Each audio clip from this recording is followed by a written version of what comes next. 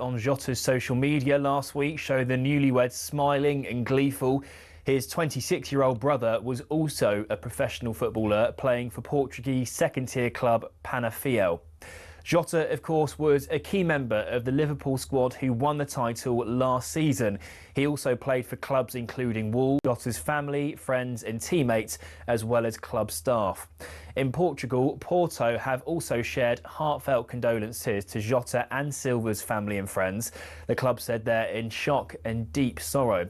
Jota's final ever game was for Portugal last month, coming off the bench against Spain before his side lifted the Nations League trophy. The president of the Portuguese Football Federation has released a statement as well. Pedro Praneca said all of Portuguese football is completely devastated by the loss of both Jota and Silva. He called the Liverpool forward much more than an amazing player, saying he was an extraordinary person with an infectious joy. Finally, the Premier League says the pair's passing is tragic. The league added that football has lost a champion in Jota who will be forever missed. To recap, Diogo Jota and his brother Andre Silva have both died in a car crash in Spain. They were aged 28 and 26 respectively.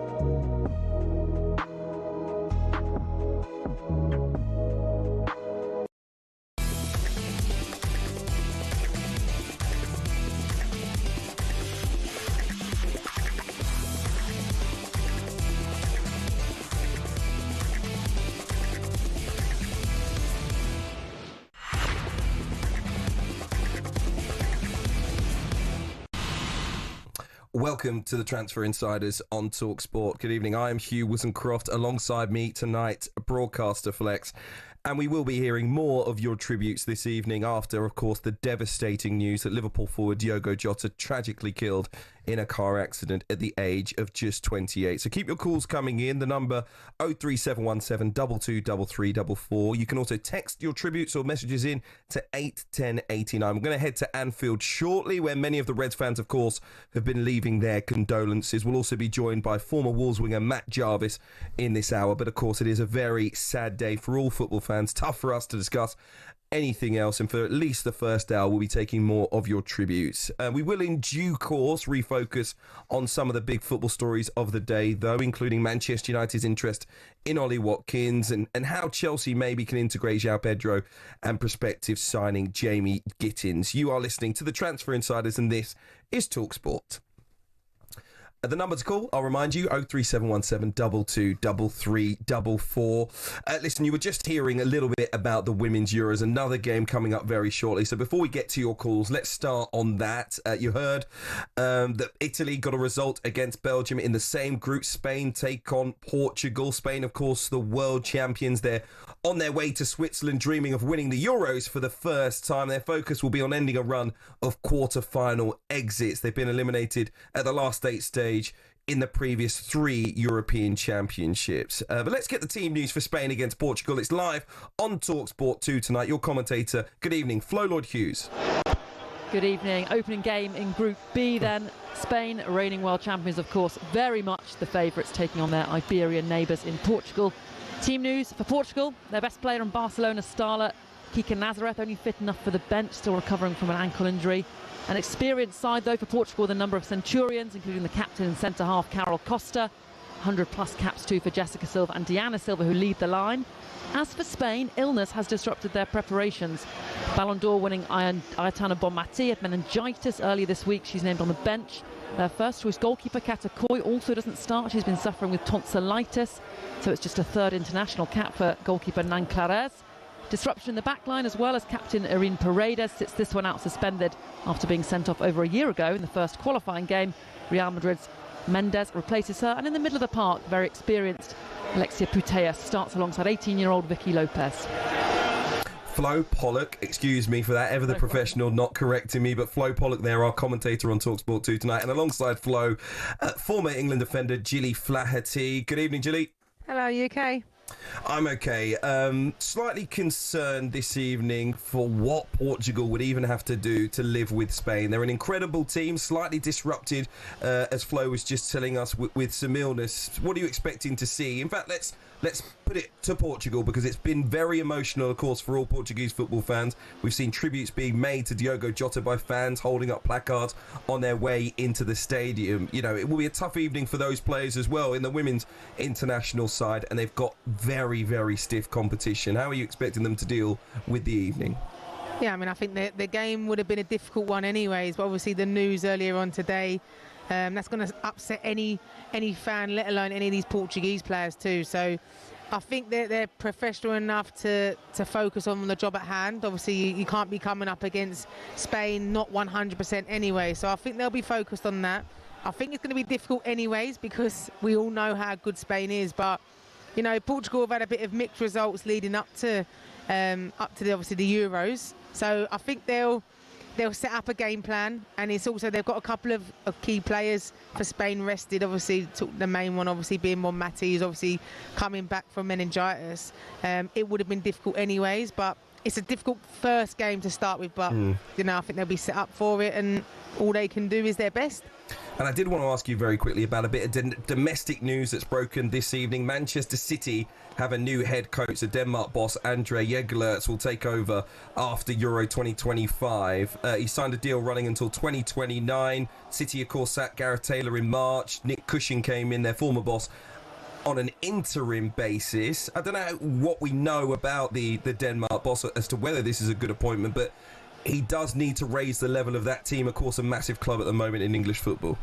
Yeah, I mean, I think Man City, I think not this season, just gone the season before, when realistically they should have won the title. They let it slip because they had a few big injuries and they didn't have a squad to match the likes of Chelsea. When Chelsea, for example, get a few injuries, they've still got huge people on the bench, which I think has been the key on why other teams haven't necessarily challenged Chelsea all the way when it comes to the title.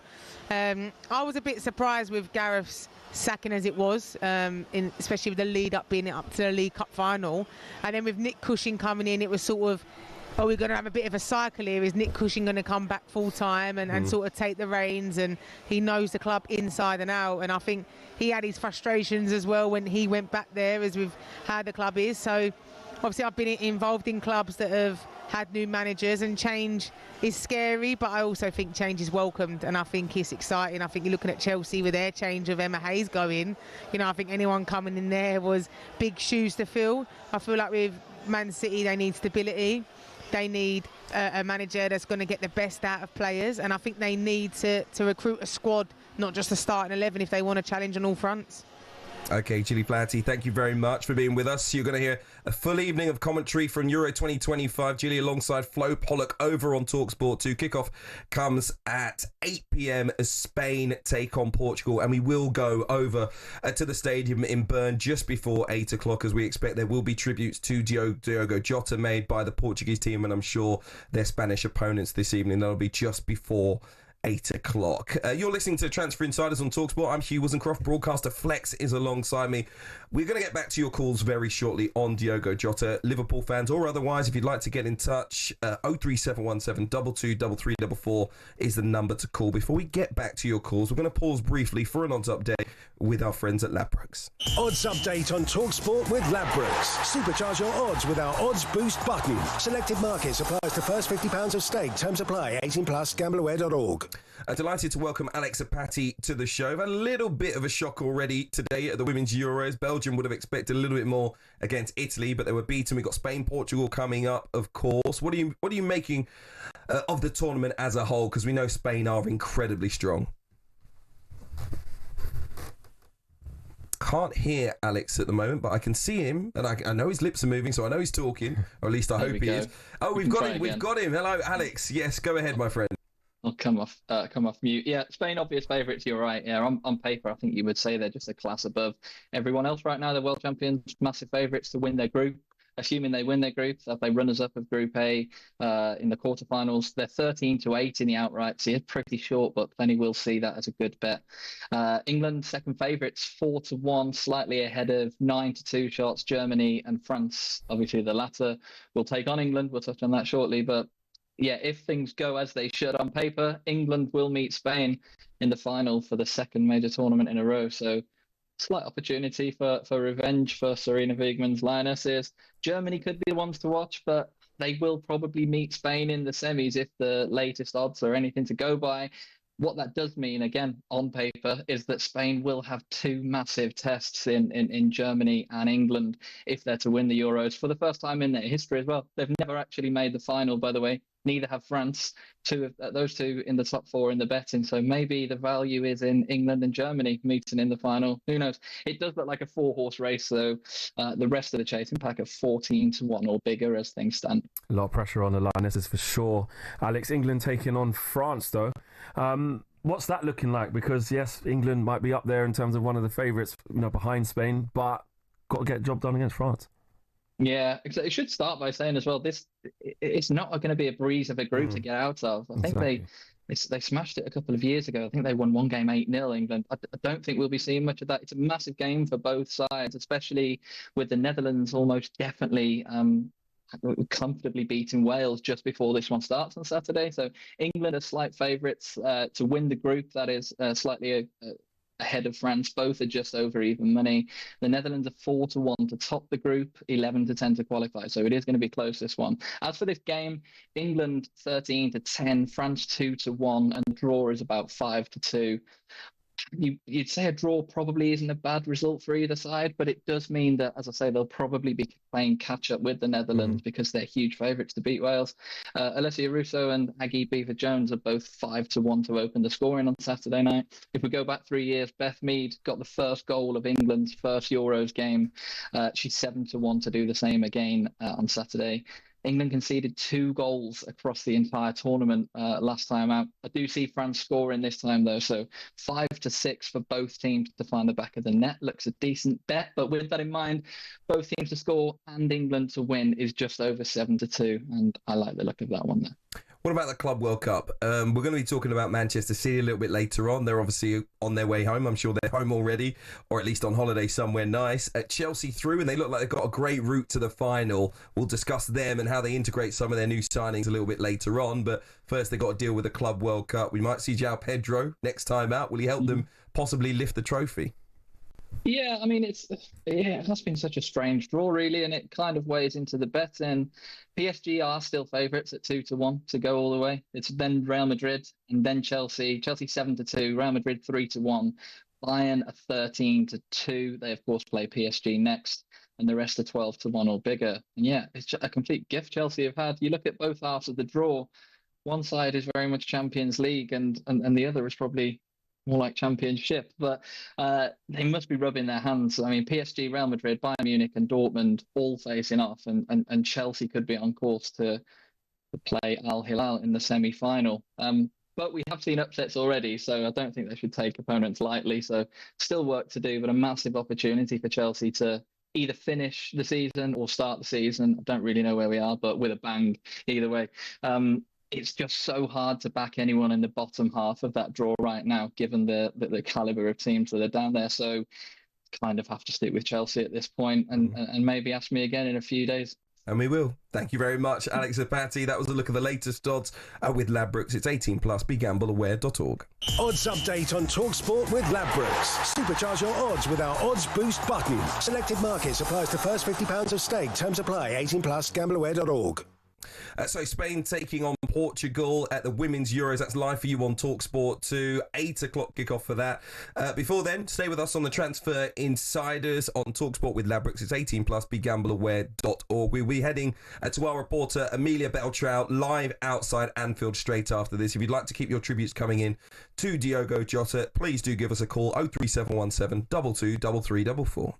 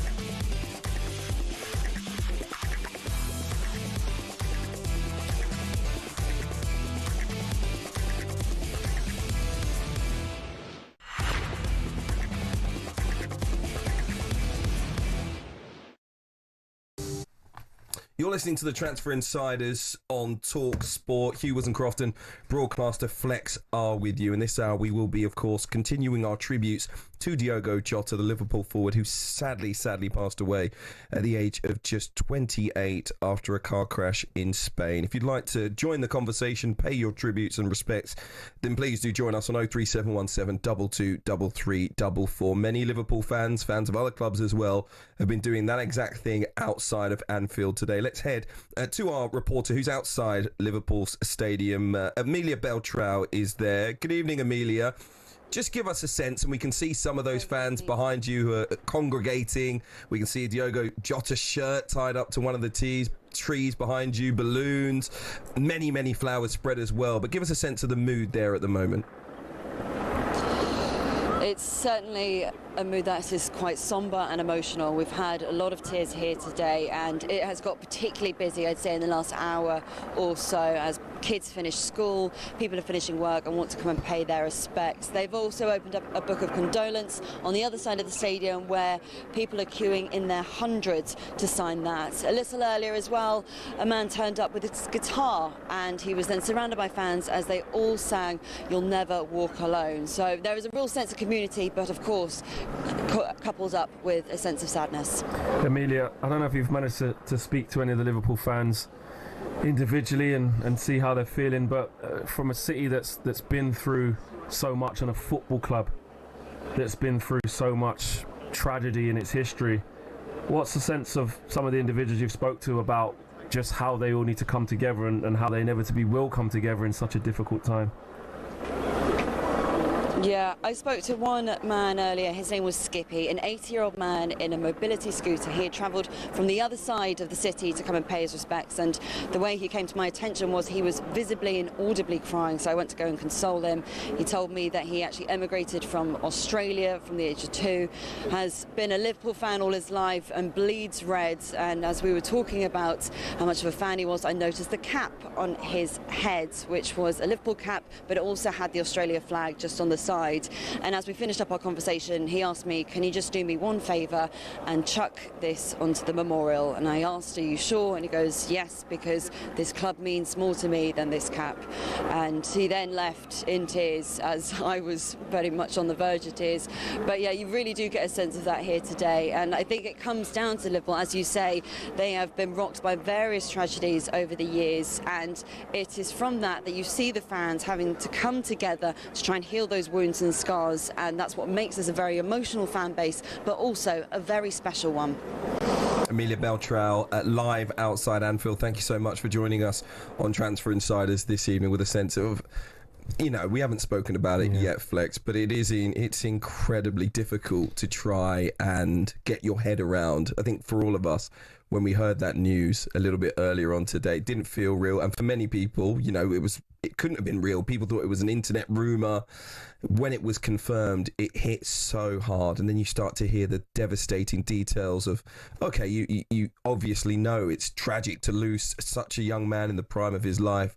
But then to find out he was recently married on the 22nd of June, that he has 3 young children, that he's passed away alongside his brother and another person as well. You know, it was a snowball effect of just what an enormous tragedy was actually facing football fans.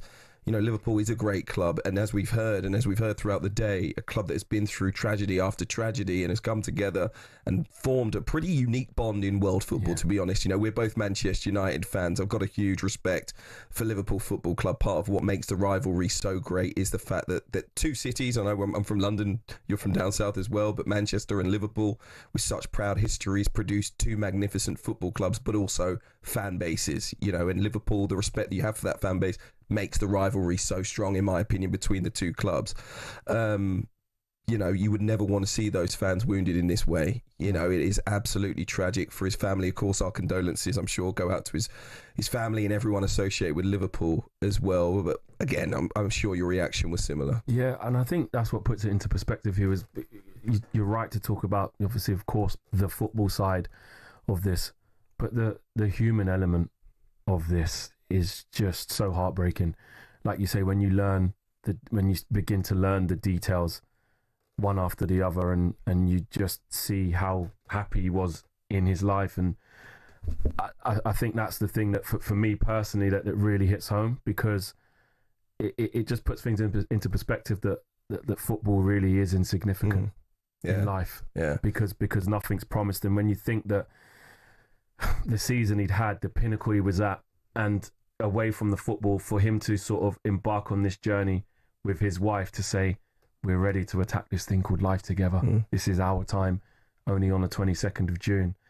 It's a really, really difficult one to take. And actually having spoke to, you know, some friends and seeing some of the reactions that we've seen from fans around the world, you realise that it doesn't matter who you support. It doesn't matter the context. You just cannot put into words what's happened. You can't comprehend it. You almost just wish it wasn't real. And if that's us thinking that, as people who, many of us obviously don't know Diogo Jota on a personal level, but you feel like you do. And I think with footballers, a lot of the time we see them as, you know, these top athletes scoring goals in front of thousands of people, and you see the good sides of it, and you just kind of think they're immortal. And it's just so sad. And when I think about the city of Liverpool, and I'm saying this as a southerner who you know, doesn't live there, but I've spent many nights in Liverpool and visited Liverpool, and the people of Liverpool, how they come together as a community. And I spoke to some of my Liverpool friends, and one of them said, I don't know how we're going to get past. And I said, listen, Liverpool Football Club and the city of Liverpool, that You will. Yeah. You will, and you would do what's right for Diogo and remember him, and I just hope that, you know, they all, everybody, the whole footballing world stays together and can get past this. It's a sad thing to contemplate, because Diogo Jota for many people was an idol, a superhero of a footballer. So many of young kids looked up to him. So many fans were singing his name on the terraces. You know, he meant a lot to the football club as a footballer, but we have to remember that he was Diogo Jota before he became a footballer. He was a brother, you know, he was a friend. He became a husband and a father as well. You know, the saddest part, of course, is to think at just 28 years old and to see his children that he won't be there for all the big moments in their lives. You know, it's truly, honestly devastating. I don't have children. I'm not married, but I'm sure for those of you that do, you know, it hit home even harder. You know, it's the worst nightmare. It's something that you just can't put in. You know, I find it very difficult to put into context of just how tragic a moment this is for all of us, all football fans. And on your point around Liverpool as a city, I totally concur. You know, it's not just Liverpool FC, who of course those fans will come together, but to see Everton fans, to hear Everton fans down at Anfield paying their respects as well, shows you the community bond. And the other clubs, you know, like the Tranmere in the area, who also have paid their respect, fans from those football clubs and staff at those football clubs paying their respects. You know, my thoughts go out to his family, to his wife, of course, to his children, everyone associated with Liverpool and Wolves, of course. You know, Porto, many magical moments he created as a footballer. I think the best thing about him, not knowing him though, is that, and we all know this, he was one of those footballers that did play with a smile on his face and did play with personality. And when you saw him score those goals and the way that he reacted, just the way that he played the game, you can sit there and say that you could almost tell he was a great guy. I know it sounds like a weird thing to say, but we see so many footballers not doing that. You know them. Yeah, not living the moment, so not feeling the moment in the same way that he seemed to really relish being a Premier League footballer and be a professional footballer and a footballer for Liverpool. And he will, of course, be sorely missed. So this hour we'll be taking your calls, and I know many of you he would have given those special moments to, want to pay your respects and pay your tributes to Diogo Jota. We'll be taking your calls straight after this. 03717 223344. A very sad show for us to have to do, and a sad topic for us to have to contemplate, but we're hoping you can help bring us some spirit this evening here on talkSPORT. We're going to continue that next. We'll talk to Matt Jarvis, former Wolves midfielder. We'll take some of your calls as well straight after this.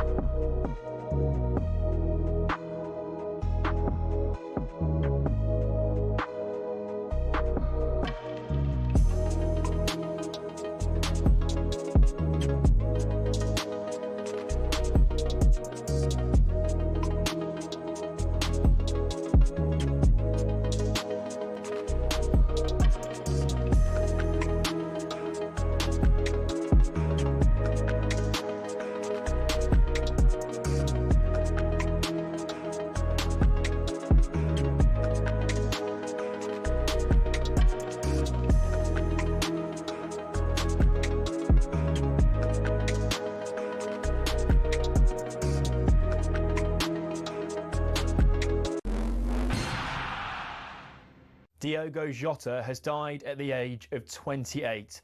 The Liverpool forward was involved in a car crash alongside his brother Andre Silva, who also tragically lost his life.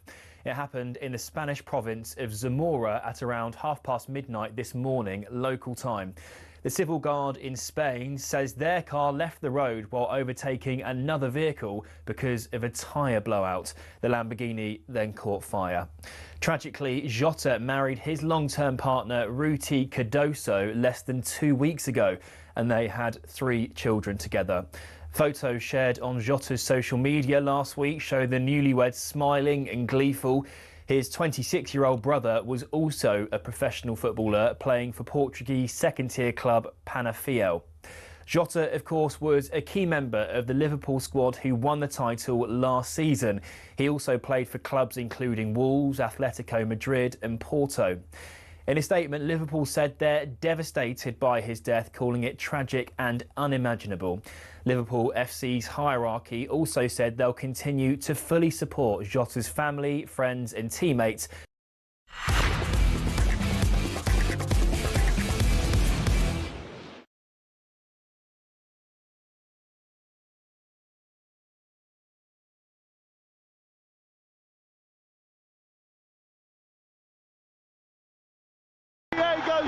He was a great player, just brilliant to watch. He actually scored one of my favourite goals at Molineux as well. I am devastated.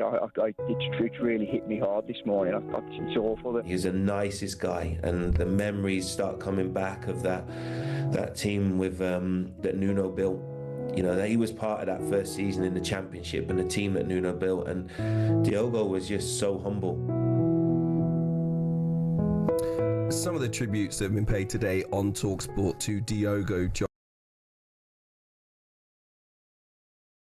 the Liverpool forward, formerly of Wolves, of course. We've had a message in from Nathan in Lichfield. He says, outside Molineux right now, he says, from a gutted Wolves fan, he left an indelible mark on our club. He sent us a picture with some of the tributes that have been laid outside Molineux as well. I know, as Matt Murray, you heard there talking about the impact he had in the Wolves team under Nuno Espirito Santo, that so many of you Wolves fans would have been devastated to hear this news as well today, because he left you with many special memories too. We're going to talk about his impact on Wolverhampton Wanderers. I'm Hugh Woozencroft alongside Flex on Transfer Insiders, and we're joined by the former Wolves midfielder Matt Jarvis. Good evening, Matt. How are you? Good evening. Yes, not too bad, thank you. Difficult news today for all football fans all over the world reacting to the news that Diogo Jota, such a shock to hear the news, but it would have affected the Wolves fans in particular, wouldn't it? Because he was a big fan favourite.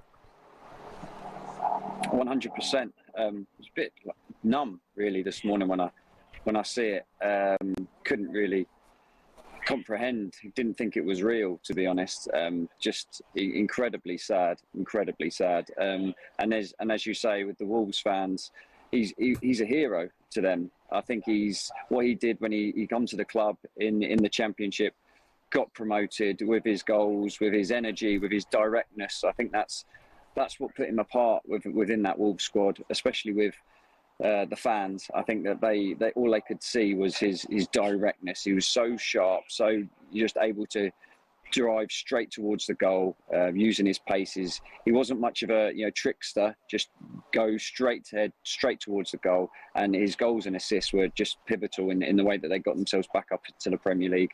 But then following that, he just puts himself in such a high regard with everyone, not just on the football field, but just the way he was as a person, the way he was with the Wolves fans, with in and around teammates, staff, everybody. So it's absolutely heartbreaking. Matt, does this just put into perspective just how important life is, like, away from the pitch? Because away from Diogo Jota, the footballer, of course, like Hugh's already spoken about and all of us have spoken about, he's a father, he's an uncle, he's a son, he's a husband. Does this really just slam home just this thing called life, how tragic and heartbreaking it can be, but how important it is away from football? Yeah, but I think you look at I suppose football and footballers and celebrities, you can just think it'll never happen to them. And then when something like this does happen, it's as I say, it's heartbreaking, but it's for everyone because no one really thinks that this will ever happen. And away from the football side of things, it's just he's just had.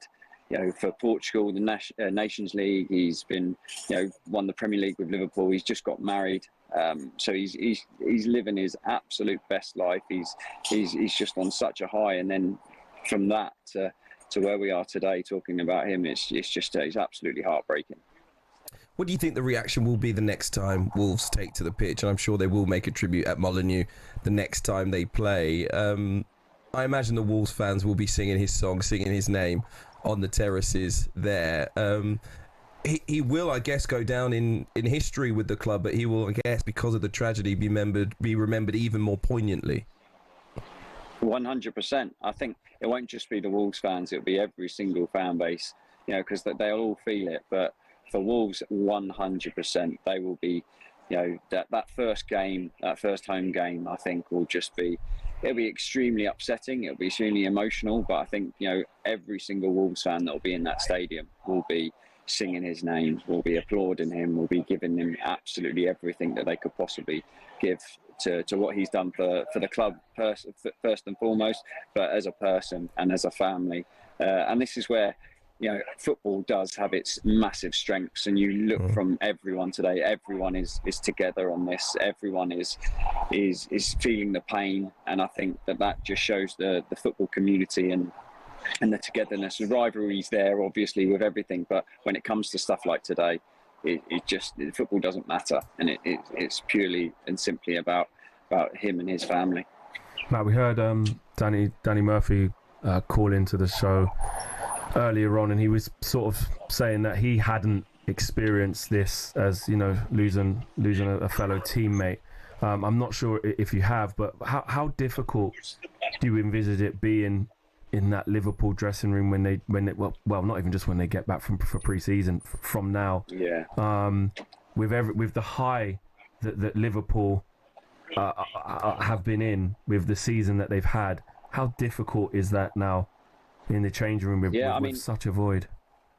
Yeah, I was at West Ham when Dylan Tombides unfortunately lost his life, but that he was more I wasn't really involved with the day-to-day. He was younger, he wasn't quite with the first team, but you could still feel the massive impact that it had on his teammates, but also the club. So for Liverpool to coming in, their teammates are paying tribute to him because they've literally just been with him. They've just won the league with him. They've been in the changing room with him day in, day out. Their families probably spend time together.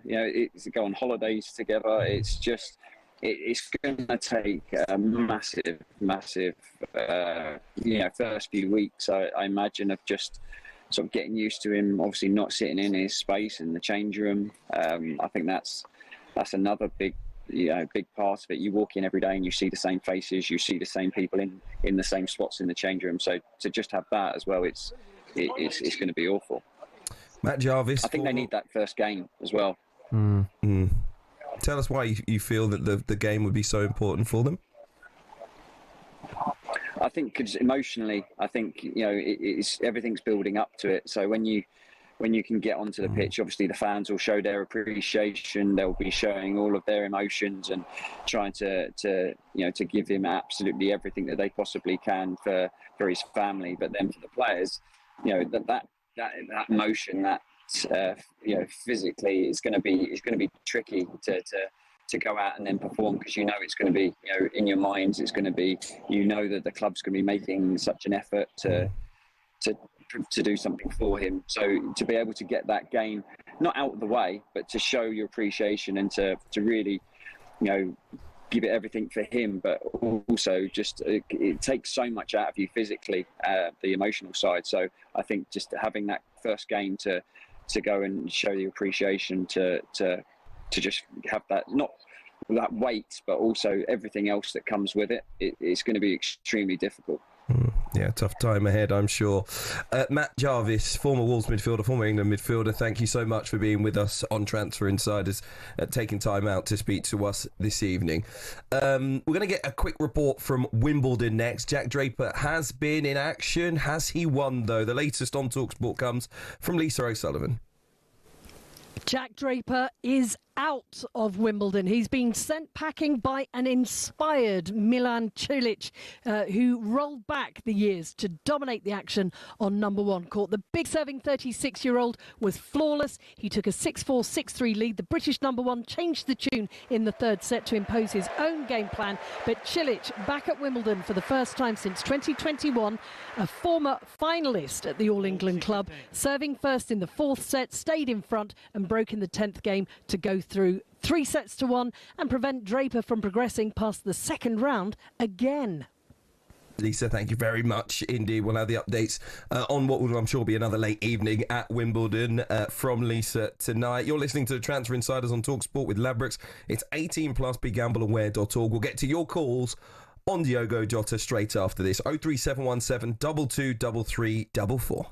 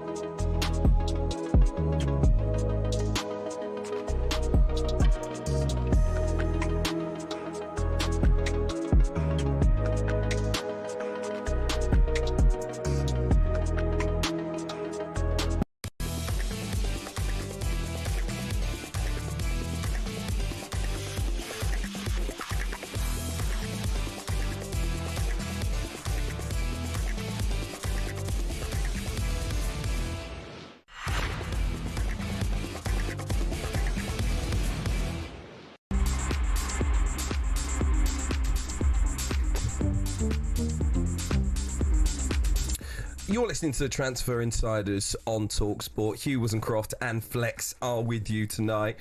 03717 223344. We're going to continue taking your tributes to Diogo Jota after the sad news that we got this morning that he had sadly passed away in a car accident in Spain. If you're just joining us and you didn't know, Arne Slot, the Liverpool manager, had put out a fairly lengthy statement, an emotional statement, of course, as you can imagine, this evening. In it, he says, "My first thoughts are not those of a football manager. They're of a father, a son, a brother and an uncle. And they belong to the family of Diogo and his brother, Andre Silva, who've experienced such an unimaginable loss. My message to them is very clear. You will never walk alone. The players, the staff, the supporters of Liverpool Football Club are all with you. And from what I've seen today, the same can be said of the wider football family. This is not solely a response to tragedy. It's also a reaction to the goodness of the people involved and the respect that so many have for the boys as individuals and for the family as a whole. For us as a club, the sense of shock is absolute. Diogo was not just our player, he was a loved one to all of us. He was a teammate, a colleague, a workmate, and in all of those roles, he was very special. He went on to say that we've lost those qualities in such terrible circumstances is something we've not yet come to terms with. For this reason, we need everyone at the club to stand together and to be there for one another. We owe this to Diogo, to Andre Silva, and to their wider family and to ourselves. My condolences go to Diogo's wife, Ruta, their 3 beautiful children, and to the parents of Diogo and Andre Silva. When the time is right, we'll celebrate Diogo Jota. We'll remember his goals and we will sing his song. For the time being, we'll remember him as a unique human being and mourn his loss. He will never be forgotten. His name is Diogo. And you can check that out on the Liverpool website and the talksport.com as well. We'll get to your calls next. Gary is a Liverpool fan. Good evening, Gary. Hiya. Very, very tough day, I'm sure. Like we've been hearing. Good evening, Gary. Yeah, like we've been hearing for all football fans, but I'm sure for the Liverpool fan base, this is an incredibly difficult day. It was absolutely shocking, but what I want to say is I've got an elder brother who's severely disabled, and his carer came from Peru. So please bear with me. Yeah, she moved to Liverpool 2 weeks ago. And I got a call from her tonight and her husband. They have said they've lived in a war-torn country that was hideous, but they have never, ever seen a city pull together like they have done over the last few hours as Liverpool.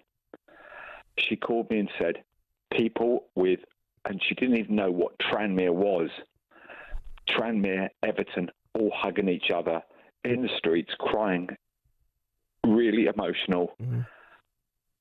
She said it was one of the most beautiful things she's ever seen. And she just didn't have the words. And I'm so sorry. I'm really emotional about this. It's completely understandable. Completely understandable, Gary. I think it's so commendable. Mate, you know, that you've even called in. I'm a dad to a 10-year-old autistic child, and I cannot believe what his family has got to go through. It's just unbelievable. It's so sad. And God bless Liverpool and Tranmere and Everton and all the people that have come together that have just given support to each other, because this is just not fair. His poor wife, his poor children, his poor family. It's just, I'm so sorry, guys. I'm so sorry. We understand. Gary. It is completely understandable. It is the most unimaginable tragedy, and the emotion is completely understandable. We thank you for getting in touch, Gary, this evening to share that with us. It's a beautiful point that he makes around the community coming together over something like this. It really is, Hugh, and we can't stress it enough. And for me, I just want to just reiterate the fact off the back of what Gary was just saying there, really emotionally, that part of the world, that country, that part of the country, sorry, you will come together. Yeah. You've been here, trust in yourselves, and you'll get help from the whole football community, the whole human community, because this is touching people who don't even follow football. You know, you'd pick up the newspaper, you'd be on social media today. You don't even need to follow football, but for the city of Liverpool, everybody stands with you like they have done through everything that you guys have been through, and you'll get through this, I promise. Let's speak to another Liverpool supporter. Chris has joined us. Good evening, Chris. Hiya. Good evening. Hello. Chris. Hello. Your memories, I guess, of Diogo Jota and your reaction to the news today. Devastated, gutted. Words don't really express how Liverpoolians feel at the moment. We've all been knocked for 6, and it seems to be happening to Liverpool all the time. They're just devastated, every one of us. And it's not just Liverpool. Wolves, they're just as bad. I mean, the whole family, my condolences go out to every single one of their family. To lose 2 sons in a family is horrendous. But what I did want to mention was, I think Liverpool should retire the number 20 shirt as a memorial to Jota. I mean, he was Jota the Slaughter. He was he was superb, fantastic striker, and I do think that we should retire the number 20. Yeah, lots of fans thinking that today. I agree with you, Chris. I agree with you, Chris. And you also look at the number 20 at Liverpool, you know, with the title and that being his number, and 20 titles, and you know, you often, as I know in football, it's not really something that's always done. I know that happened with Jude Bellingham, but it does feel, doesn't it, that would be really appropriate at this moment, doesn't it, Chris? I think it's a must. I think we've got to do it. Jota is number 20. Whether we like it or not, Jota's number is 20. Nobody else can wear that shirt and do any justice to that number. So Liverpool have got to do the right thing by Diogo. Amazing guy. The world's not a better place for him going, unfortunately. It's just so sad, it really is. Yeah, very sad news. Chris, appreciate you getting in touch and sharing that view with us. Let's quickly squeeze in James before we head over to Bern, where Portugal's women are about to go into action. We'll go over there for the tributes this evening before they take on Spain. Let's quickly squeeze in James. Good evening. All right, lads. Good evening, James. Yeah. All right, lads. I'd just like to say, you know, there's a few things I've said tonight that really did resonate with me. It's been difficult because I live in Dublin and I watch your colleague there outside Anfield. First, my instinct was to go to Anfield, you know, and to pay my respects. But I'm here, so I sort of felt, what can I do? And I was compelled to ring in and speak to you. And I take my hat off to you because there's a few things you've said tonight that really sort of, you know, like hit home. Absolutely. And Arsenal fans will know what I'm talking about here. It's like, it's almost like you've lost a mate, even though you didn't even meet the lad. Absolutely. You know, you didn't know, you didn't meet him, but you feel like you've lost someone. And it's horrible. You know, so I felt I had to ring in, give my own little tribute to a man that was basically, he'll go down as Liverpool legend. He was an amazing finisher, a workhorse, never give Liverpool any trouble, would never let you down, and he'll never, ever be forgotten. And it's just, some people won't understand this, but it's not just Liverpool, the football community, you know, when we lose, rivalries go out the window. My first two messages today were from a United fan and an Everton fan. And that means a lot. And that helps you through it as well, you know? Yeah, it's just incredibly tough. And it's obviously news that you would never want to see. It's very rare news. But, you know, any young person, you know, 28 years old is no age whatsoever. I mean, I guess you can say he's achieved a lot in his life. His dream came true, became a Premier League champion. Man. But, you know, football obviously is so minor when you think about, listen, you're a footballer for such a short period of time in your lifespan. In truth, you know, if you go into old age, it's a job that you have for a short period of time. He'll be immortalised now as a footballer. Yeah, he'll be wearing that kit for history forever, you know. And the Liverpool fans will, you're right, absolutely right, James, see him as a legend for years to come. I wonder, James, just very quickly before you leave us, if you had a view on that number 20 shirt. Absolutely, retire it. Sing his song on the 20th minute of every game. I don't know whether you lads have been to Anfield lately, but there's murals of players all over the place. He needs his own mural, and he needs 20th minute of every game. Let's sing the man's name. We love him to bits, and we're devastated and send our condolences to his family. And you know what, Chris, I 100% agree with you there. And one thing you do know about the Liverpool fan base, let's have this right. Regardless of whatever the official line is, the fans inside Anfield will be heard of what they think the right action should be. So even if that's, you know, not put by the club to say do that in the 20th minute, the fans, they will. Strong fan base, as we know. Very strong fan base, and they know how to come together. They know how to overcome difficult situations and all pull together as a city, as a football club, and never as a saying being so befitting for a football club. You never walk alone, because, you know, they seem to manage to show that time and time after again. And honestly, I've never seen anything like it. I think the first caller just said it. Liverpool just can't catch a break. I mean, you just look at the tragedy that was happening when they were celebrating the 20th league title. We all saw the scenes there. We all know what happened at Hillsborough. They didn't get to go to see the parade the last time they won the Premier League because of COVID. And now this, and you just think, my God, just please, God, just give the fan, but give them a rest, you know? And at the same time, that's just the football. Away from the football, like I say, it just shows us that we're just human beings. Yeah. We're just human beings, and at any moment, this life can change. This life can be something that you didn't expect to wake up seeing it be.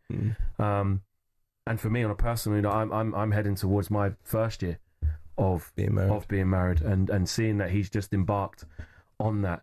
That is a time, like I said, that he and his partner would have said, "This is our time now. Let's look forward to the rest of our lives." And less than 2 weeks later, this is a situation we find ourselves in. It's really heartbreaking.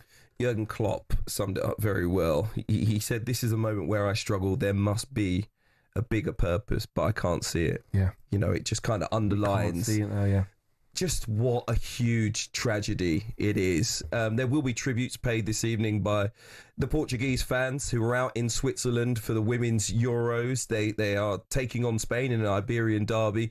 But again, I think football will almost feel secondary to many of those fans who have made their way to the stadium tonight. It's an opportunity for them to pay tribute to Diogo Jota. The national anthem's currently going on over on talkSPORT 2. We've had the Portuguese national anthem. We're currently listening to the Spanish national anthem, and in a few moments' time, when we do get to the end of it, we will have tributes on the pitch. So you'll hear the anthem for the moment. We'll join our commentary team, Ginny Flaherty, and talkSPORT's Flo Pollock in a moment. Welcome to listeners from talkSPORT. That was the national anthem of Spain ahead of this Euros game between Portugal and Spain in the Women's 2025 Euros. And there is going to be a minute's silence ahead of this one, as there will be ahead of all Euros games today and tomorrow, in memory of Portugal international and Liverpool forward Diogo Jota, of course, and his brother Andre Silva. Both tragically passed away in the early hours of this morning. The Portuguese players wearing black armbands for today's game. A real moment of profound sadness for Portugal and Portuguese football. He just recently got married, has 3 young children. All our thoughts with his family and friends, of course. And there's been lots of tributes from the fans in the ground here. There's a massive Portuguese population actually in Switzerland, around 250,000 living here. They've come out in force today to show support for Portuguese women's side up against Spain today, and as well for Diogo Jota. Lots of placards we've seen saying thank you Jota and RIP as well. Jessica Silva as well, one of the key players in this Portugal side, and a really fitting tribute ahead of the game as well. On Instagram she posted, "Diogo was one of our own, not only a star, he was one of the good ones, one who didn't need noise to make his presence felt. Thank you Diogo, thank you Andre. Football is poorer for it and will never be forgotten." 2 captains, Alexia and Carol Costa, shaking hands ahead of this one. Massive game, of course, for both these European sides. Want to get off to a winning start ahead of the Euros.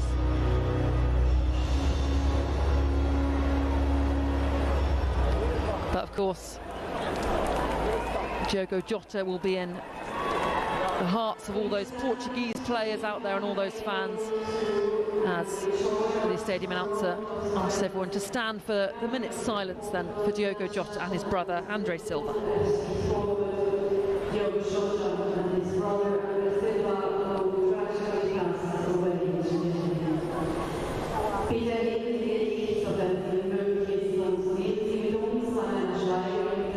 Lots of pictures of Jota being held up by Portuguese fans in the stadium here as the Portuguese players come to the centre circle ahead of the minute silence.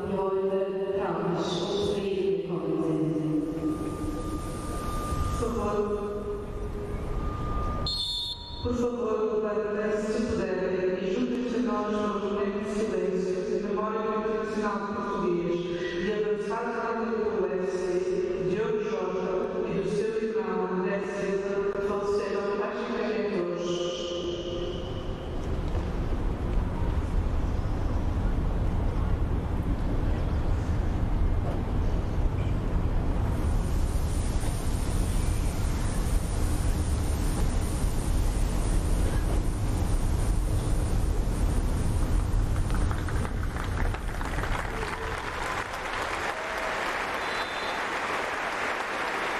applause rings round the stadium as the Portuguese manager Francisco Neto wipes a tear from his eye.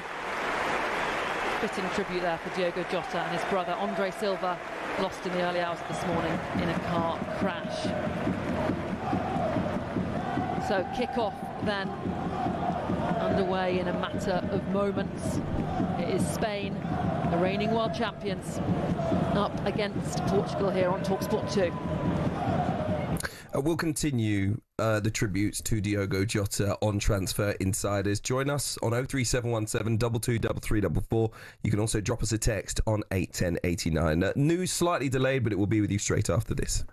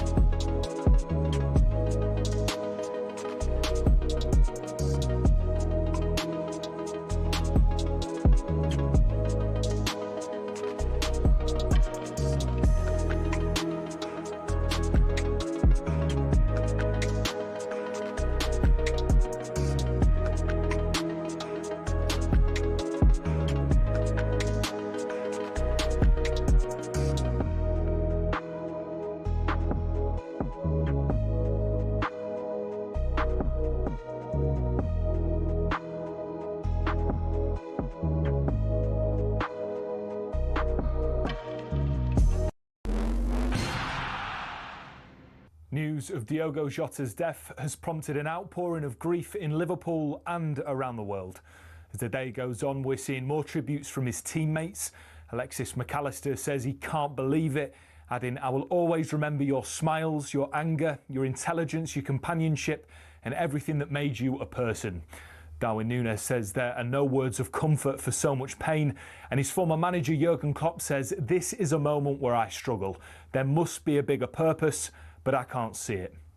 talkSPORT's Stuart Pearce has shared his similar experience from his time at Manchester City. Mark Vivian Foley was one of our players and lost his life on a football pitch.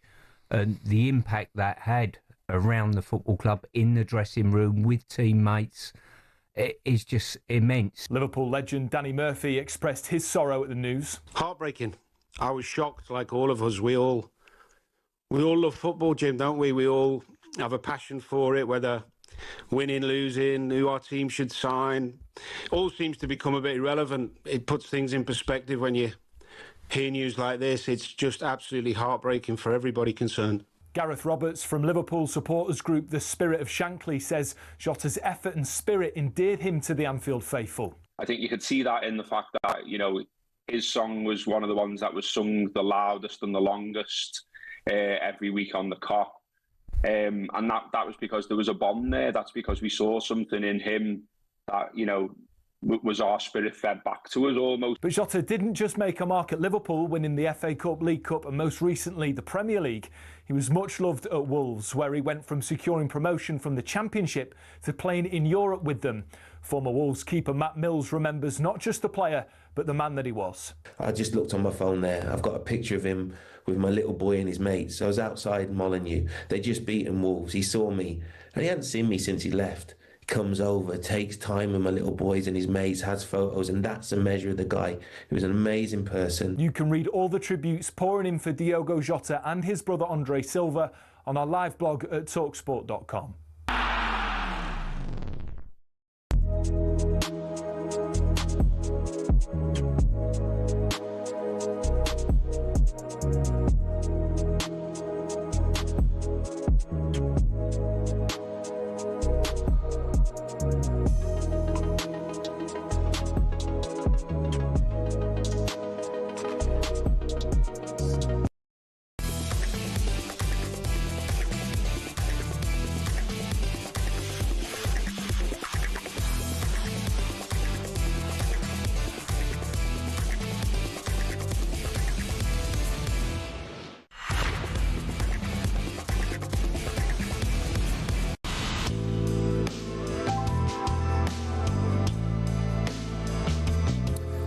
Listening to the Transfer Insiders on talkSPORT. I am Hugh Woozencroft alongside Flex. This hour we will continue our tributes to Diogo Jota. Lots of you getting in touch. Keep them coming in on 03717 223344. You can text us on 81089. We'll do your calls for as long as you want. If we do move on to the football, we'll talk about Manchester United's lack of sales this summer. We'll also discuss some of the moves on the horizon, including a potential move across London for Noni Madueke. We'll have the latest from talksport.com as well. This is the Transfer Insiders on talkSPORT, as I mentioned, 03717 223344 if you would like to get in touch. Up next, we're going to move to the latest from Euro 2025. Mentioned live on talkSPORT too, Spain are taking on Portugal. Let's get the latest. Arsenal's Caldente, Gonzalez and Pino. Sorry, we'll come back to it in a few moments' time, actually. We'll come back to it, yeah, like I said, in a few moments. When we'll have Emily Herbert up in a few seconds' time, but we will get to it. We just watched a Spain goal, brilliant Spain goal. So we'll get the details in a few moments' time. But there are some Liverpool players giving their reaction. More posts coming through on social media from some of the Liverpool squad reacting to the sad passing of their teammate Diogo Jota. A very poignant one coming in from Liverpool and Scotland fullback Andy Robertson. Flex, give us the details. Yeah, it's really heartwarming words from Andy Robertson, and Robbo, as obviously Liverpool fans call him, and it reads the following: the ones I'm thinking about most right now are the family. Their loss is too much to bear. I'm so sorry that they have lost two such precious souls, Diogo and Andre. For the team and the club, we'll try to cope with this together, however long that takes. For me, I want to talk about my mate, my buddy, the bloke I loved and will miss like crazy. I could talk about him as a player for hours, but none of that feels like it matters right now. It's the man, the person. He was such a good guy, the best, so genuine, just normal and real. Full of love for the people he cared about, full of fun. He was the most British foreign player I've ever met. We used to joke he was really Irish. I tried to claim him as Scottish, obviously. I've even called him Diogo McJota. We'd watch the darts together, enjoy the horse race, and going to Cheltenham this season was a highlight, one of the best we had. The last time I saw him was the happiest day of his life, his wedding day. I want to remember his never-ceasing smile from that magical day, how much he was bursting with love for his wife and family. I can't believe we're saying goodbye. It's too soon, and it hurts so much. But thank you for being in my life, mate, and for making it better. Love you, Diogo, with a heart emoji. And he shares a really, really beautiful picture of himself, Andy Robertson, and his partner alongside Diogo Jota and his wife. And I believe that is that Kelleher? I can see there. I think it is. On their wedding day, yeah, and it's Quivin Kelleher alongside. And his partner, it seems to be. So a really beautiful picture and even more beautiful words from the Liverpool left back, and it's just starting to show. I think Trent Alexander-Arnold has had a post up as well, and the players are starting to just give us a snapshot into the void that's been left at the football club and in their changing room, and more importantly as friends, as mates. It's really striking when Andy Robertson talks about the mate, his buddy, his pal.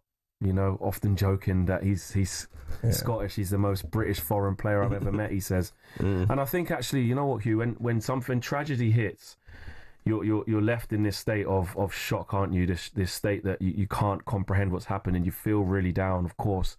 And you can only imagine the pain and the grief and the sorrow that the family are feeling and everybody around the world. But quickly that does turn into rejoicing the person. It does turn into remembering the things they did manage to achieve and the legacy that they can leave and the memories that they leave behind. And then it shifts to making sure the person is never forgotten. And like Arne Slot said earlier in his statement, didn't he, that there will be a time when he will be celebrated as a footballer. As a footballer, of course. But for now, we celebrate him as the person that he was, the incredible person that he was. And I think that today is obviously the right day to do that. You mentioned that statement from Trent Alexander-Arnold as well, now, of course, of Real Madrid.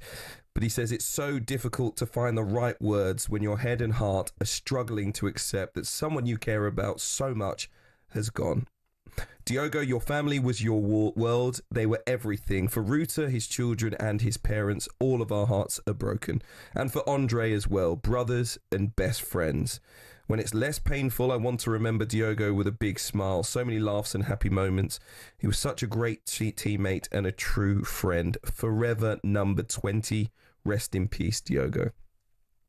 It will be incredibly difficult for the Liverpool squad and family to move forward after such tragic news, especially those players just taking it on board today. Obviously it will be far tougher, of course, for Diogo Jota's family, for his children, but just in a sporting sense, you're getting a feeling of just how much he was loved by his teammates and those inside Liverpool Football Club. We've heard about it, of course, from the fans, but those are his colleagues, those are his teammates that knew him well, that saw him every single day. And yeah, it's an absolute tragedy, and he will, of course, be hugely, hugely, hugely missed.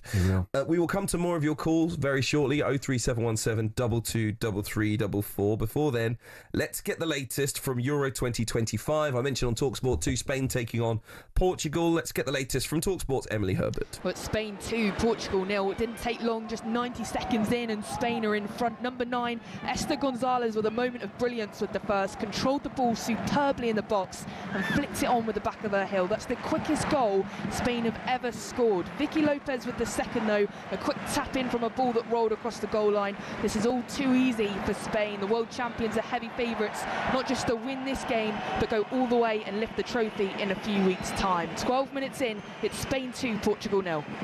UEFA Women's Euro 2025 update on talkSPORT with McDonald's. Got Big McDonald's hunger? The new Big Arch is here. Available from 11 a.m. at participating restaurants. Okay, we'll rattle through your calls on Diogo Jota straight after this. If you'd like to leave a tribute here on talkSPORT, please do get in touch with us. The number to call, 03717 223344. You're listening to the Transfer Insiders on talkSPORT with Ladbrokes. It's 18+, begambleaware.org.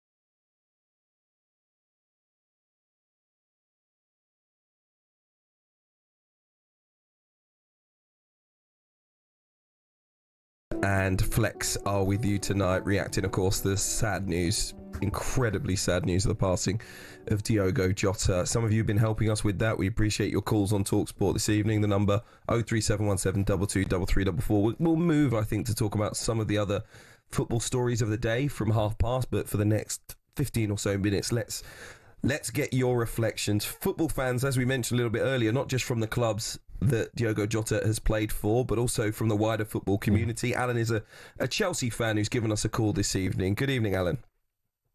Good evening, gents. How you doing? You okay? Evening, Alan. Very well. It's a difficult evening, I'm sure, for all football fans. I mean, it's just like we were arguing about football yesterday, and now all of it seems utterly pointless. Yeah, I think I said that when I called to your producer. I just wanted to say, obviously, I'm a Chelsea fan, but this puts into perspective, one, how fragile life is. You know, it can change in a matter of seconds, but two, football doesn't matter. We unite as football fans, and I just wanted to say, I wanted to send my condolences to Liverpool FC, to Diogo, to his family, friends, kids, because I'm absolutely devastated for them. It's heartbreaking. I just don't, it's absolutely heartbreaking. Alan, appreciate your call and that message that you give us there. It's very, very, very important. Incredibly sad evening, but appreciated. That's Alan, a Chelsea fan, getting in touch with talkSPORT. Ken is a Wolves supporter, one of Diogo Jota's former clubs, of course, but a club, Ken, where he will be always warmly remembered. Hello. Hello, good evening, Ken. Can you hear us? Yeah, I can hear you. Yeah, I can hear you. Diogo, I was the grounds at Wolves. I was there when Nuno came, and he built a brilliant football team, but also a Portuguese family. He bought a Portuguese family, Neves, Diogo, and also Martinelli. And the night, it was a Tuesday night. I always remember it. I can't think who we were playing, and I was in the sort of dugout area, and Diogo had been left out the team that night. He came down the tunnel. He sat in the stand. And he was crying his eyes up. He was literally crying. He'd been transferred to Liverpool, and he was crying his eyes up because, was it emotion for Liverpool, or was he leaving his Portuguese family? The man showed so much emotion. What a lovely person.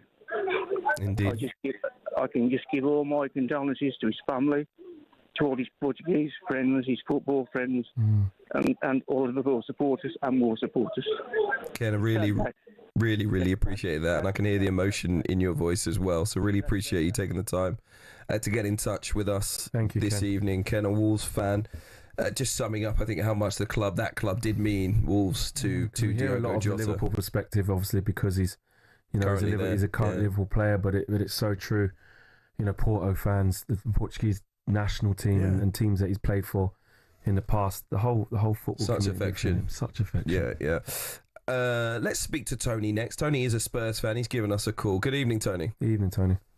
Good evening, Flex. Good evening, Hugh. I just want to send my condolences to Diogo Jota and his family and friends. It's tough for everybody, and I see it on Facebook this morning, and I was absolutely choked. I'm a Tottenham fan myself, and if Tony, can you hear us? I think we just lost Tony. We'll try and come back to him in a second. Martin's a Derby fan waiting on the line. Good evening, Martin. Good evening. How are you? I'm okay. It's very, very, very sad news, of course. I'm ashamed to say that whilst I've been a long time listener of the show, it's the first time I've actually called up. That's okay. But I felt compelled to. And I'm sure I speak for all of the Derby fans in sending our thoughts and wishes with everybody involved, with the family and the club. What I'd like to say is that I do feel that not just the football community is affected in situations like this, but it's the sporting community. I remember all the way back to Ayrton Senna vividly, and I wasn't a Formula One fan back then, but how everybody came together. So this is a much bigger sporting community thing than just football. And finally, I'd just like to say that one of the previous callers mentioned about not just retiring the 20 shirt, which I fully agree with, but they sing the song in the 20th minute. Now, I think every away support will join in that song next season, and that just shows the strength of the football community. Sorry. No, Tony, really appreciate your call. And you're absolutely right, I think, about that one. It has hit the wider sporting community. Anyone that listen, I say, even people that don't like sport at all, 100%. It is an enormous tragedy that anyone with a heart, you can't help but be affected by hearing Diogo Jota's story, and it is almost unbelievable. And another thing that is really, you realise as the day goes on, Hugh, right, that absolutely everybody's first thoughts is with his family, his friends, his children, etc., his teammates. But actually, what we're actually seeing as the hours pass is how much actually this just affects people. How many people have you come across today, whether it be in the office, maybe some friends you spoke to, people you see online, like, I feel really, it's really triggering, it's really hurtful because it hits you in terms of this is real life. And this can happen to anybody you love, anybody you come across, anybody who's significant in your life. And it just puts things, people you may have fallen out with, it just puts life into perspective. So I just think it's really important actually that we all kind of just check in on each other. Everybody just have these chats, If you're waiting to have a chat with somebody and you thought, not yet, or I'm not really, have it. Yeah. Because it's clearly... Just see a friend or tell someone that you love them, or make up after an argument or whatever and these are like cliche things that sometimes you say, tomorrow's never promised, and live your life to the fullest, they're cliches that you frivolously say. But every time we step out of the door, there's this sort of expectation. There's a guarantee that we're just going to return. And this just puts it into perspective. So please, reach out to people that are in your lives, someone you may see on the train, anybody. Just make sure they're okay, because everybody is talking about this, and it's actually, even listening to the callers that we've had through the show, Hugh, hearing their voice, the raw emotion, it's like you feel like you've lost somebody personally, and the football community has, and the world has lost an amazing person, but the way that it's affecting people is really taught me in the last few hours anyway. It's a huge tragedy. It's a huge tragedy, and we all need to check in on each other. Let's speak to Jamie, who is a Palace fan, next. Good evening, Jamie. Your view, I guess, on this. It's truly tragic. Yeah, good evening. I've just listened to 3 or 4 of your reverse previous callers and your co-presenter. I totally agree. I mean, listen, this isn't a Jeremy Cole programme, but what we're doing here. But let me tell you now, I totally agree with what he just said there. My thoughts are 100% for his family. It's terrible. It's a travesty, and we're all going to stick together over this. I've got a son at the moment that he's just going back on what your presenter said there. I've got a son that I don't really tap into, but you know what? it's just opened it up for me. That's it, because Jamie. you just do not know what's going on next. But listen, God bless, and listen, let's all get round his family at this time as a whole community, irrelevant of football. The whole community. Let's get round them. Yeah, absolutely, Jamie. Absolutely. And what you just said there about your son, mate, it's there you go. It's important, and I'm glad you feel that way, mate, because sometimes out of really, really difficult things and tough things that happen in our lives, good has to come out of it. Something has to inspire from this. Each one teach one, reach one, as they say. So it has to happen. I think when you listen to people who met Diogo Jota, and Jamie, thank you very much for your call, the impact he had on people's lives, listening to his teammates talk about him, anyone who interacted with him, fans who interacted with him, and such a lovely person, the person that he put out into the world, he was open, he was friendly, he was happy, maybe underlined who he was as a person, but it means that so many people who didn't see him every single day but had those 30 seconds where he signed a shirt or came over and threw a shirt into the crowd at the end of the game, have been so touched by him. It's a power that most people don't have, that people that you interact with walk away and say what a great person that was, and what a great moment it was to see them, to speak to them, whatever it might be. Fans of many clubs, even fans of clubs that he didn't play for, saying, well, I bumped into Diogo Jota, or I saw him after a game and he was an absolute gentleman, friendly, happy. It's a simple thing that it's difficult. We're all human. It's difficult for us to do, but it is a measure of him as a man that so many people can call up and say he was a great person.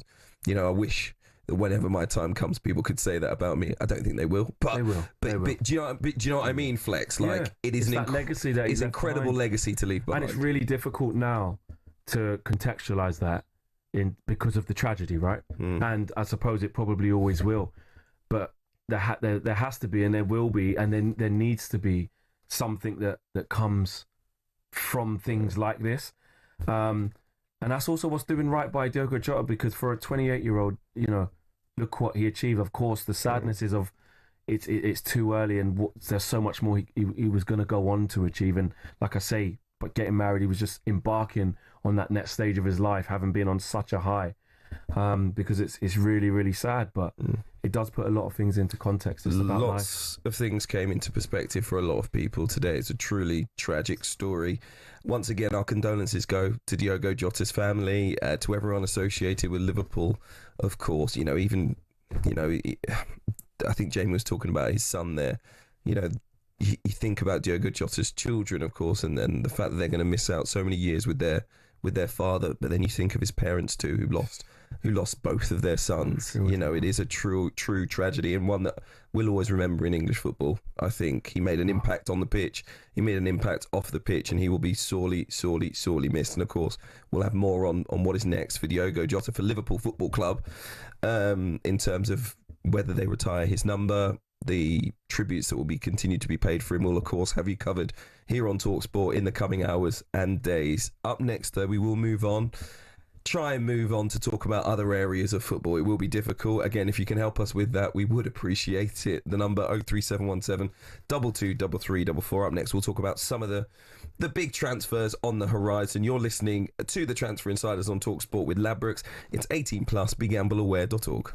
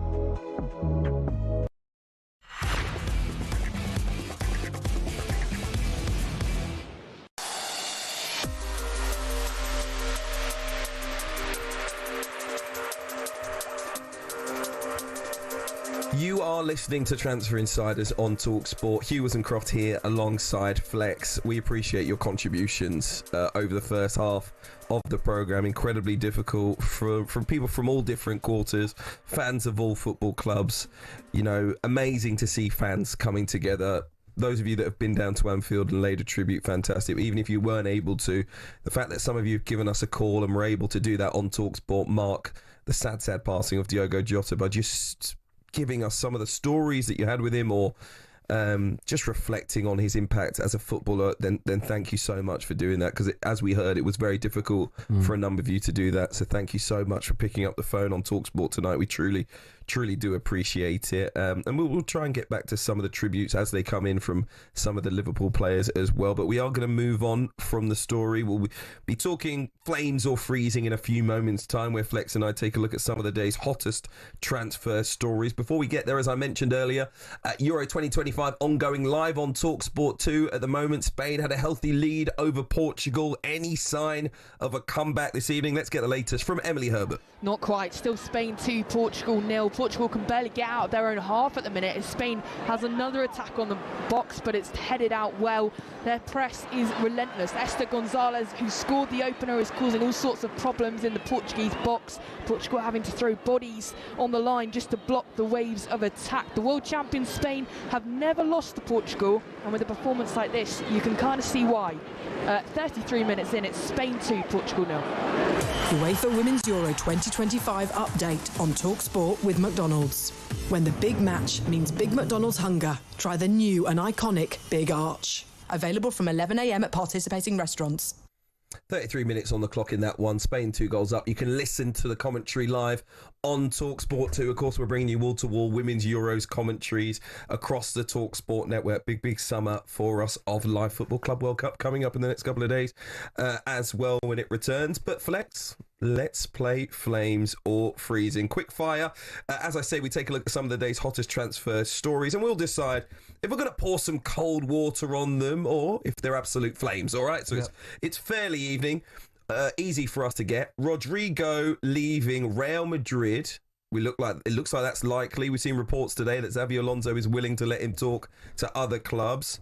Rodrigo to the Premier League, to London, to Arsenal. Flames or freezing, and tell us why. Flames.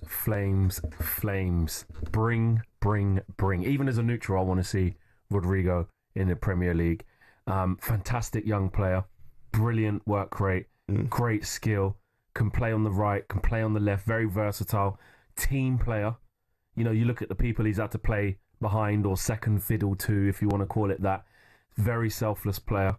And I think actually, if you look at how he could fit into Arsenal, okay, the right-hand side is locked down by Bukayo Saka, but the left-hand side with Martinelli, there's talks about him potentially being subject to a bid from Saudi. I think Rodrigo on the left can work. It could work, 100%. If you want to play him up front, it can work at different periods. I just think Arsenal needs statement signings, and less so about, where's he going to play and just that. Depth, and I think that will be a fantastic move for Arsenal. A real statement of intent. It would be fantastic for Arsenal. I agree with you, Flames.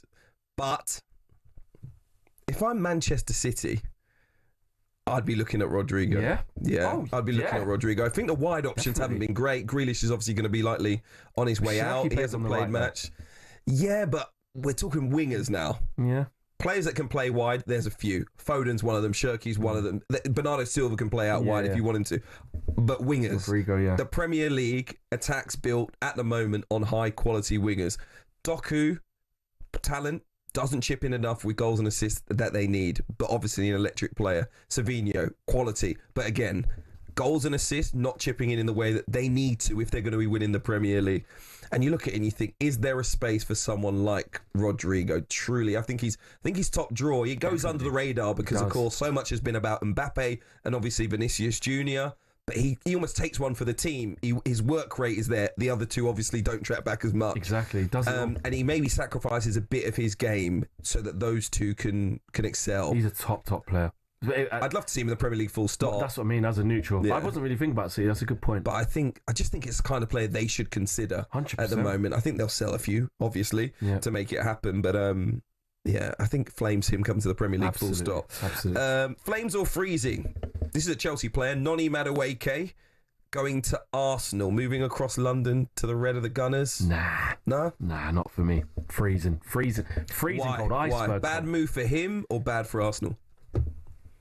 Be a good move for him because he's going to a better team. True. So for him, great. But for Arsenal, I'm talking about statement signings where they need to close the gap. However, they have needed an understudy for Bukayo Saka. Yeah, for but understudy is Ethan Nwaneri. That's fine. Yeah? Yeah, that's fine. But I think he's not central. Understudy for Odegaard, so maybe for Odegaard, I get that. But for me, it's not.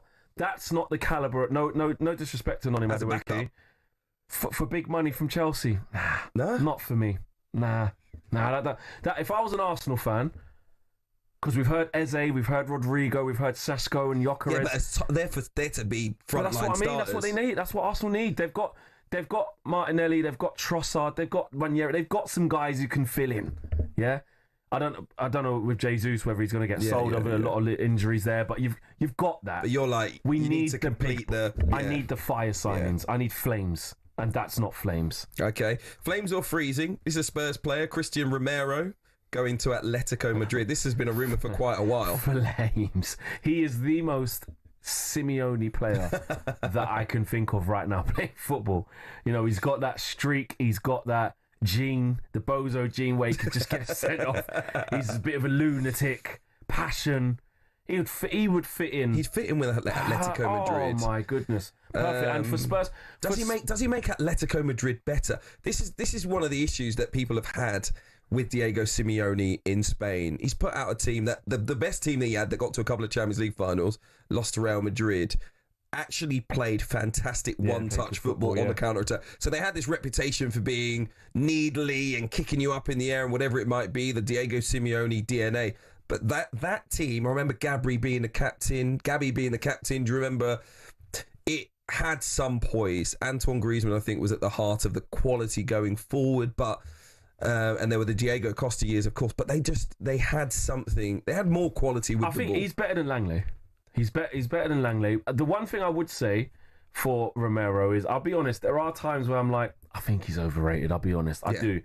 But you're talking about, like in boxing, styles make fights and stuff like just him and Simeone, those two combustible characters, two fiery characters, and Romero would have, I think, the attributes that Simeone would be looking for in a centre half. But my question is, where is Christian? If you're at Atletico Madrid, are you trying to close the gap on Barcelona, Real Madrid, or not?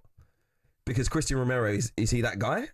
I could hear that argument because I don't. That's why I don't think it's great for Romero. But not great for Atletico Madrid. That's why I wouldn't want to do it. Is it good for Spurs? Is it good for Spurs to sell him? If it's big money. Because Spurs, listen, he's a key part of what they're doing. And him and Van der Ven, although I don't rate Romero as highly as some do, him and Van der Ven are a strong partnership. And he's a World Cup winner. He's an experienced player. Who cares, man? What are you doing? What do you mean, who cares? It doesn't matter that who cares? It doesn't matter that he's won the World Cup for club football. What does that mean? Well, no, what I'm saying is that it does count because he's an experienced top-level player. Even though there's this. You telling me he's a top-level player? Christian Romero is a top-level player. This is what I mean. He won the World Cup. That's great. That's great. Fantastic. Congratulations to him. But he's not a world beater. No, that's why no disrespect. I mean, we would have won the World Cup. We would have won the World Cup with Harry Maguire at the back if we had Lionel Messi, wouldn't we? Let's be realistic. So and Rodrigo at the pool running around. But we've done the real running. But what I was going to say is that we are talking about Atletico Madrid. That's why we're not talking about him going to Real Madrid. We're not talking about him going to PSG. We're talking about Atletico with great respect. So I can see it. Okay. All right. Thank you very much. Said it. He said he wants to go there as well, didn't he? Yeah. Okay, good Flames for him then. Flames, says Christian Romero. Flames in Bern this evening, to be honest. A fire to put out. Spain are absolutely destroying Portugal. Another brilliant goal. Let's get the details with Emily Herbert. Yeah, it's 3 for Spain. It's Spain 3, Portugal 0. Alexia Putellas, one of the best players in the world at the minute, whacking it into the back of the net from inside the box. It's poor from Portugal, poor defending, and they're being trodden all over. Less than 5 minutes to go before half-time. It's Spain 3, Portugal 0. UEFA Women's Euro 2025 update on talkSPORT with McDonald's. The new Big Arch has landed at McDonald's with its very own signature sauce. Available from 11 a.m. at participating restaurants. it's going to be hard to stop Spain.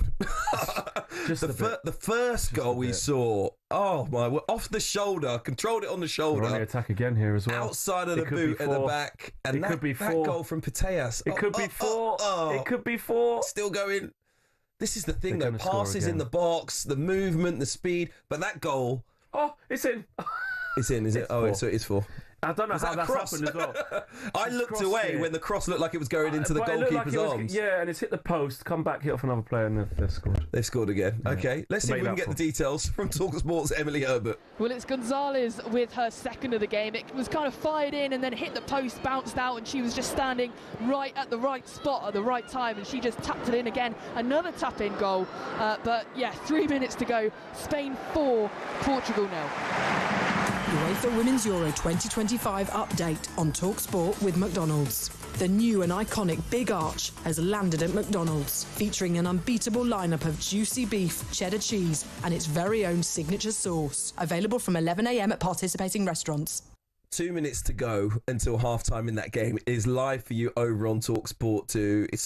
I wouldn't say a comical goal, but the cross has gone over the goalkeeper, and it was a mishit cross, hits the post at the back stick, come out to the centre forward, who taps it into an open goal. I guess you've got to be on the spot, and she was in the right place at the right time. Great positioning. But what we're seeing here tonight, Spain are going to take some stopping in the Euros. Remember, it's live over on talkSPORT 2. We'll be back with the Transfer Insiders and the latest from talkSPORT.com straight after this. You're listening to the Transfer Insiders on talkSPORT with Labrix. It's 18+. BeGambleAware.org.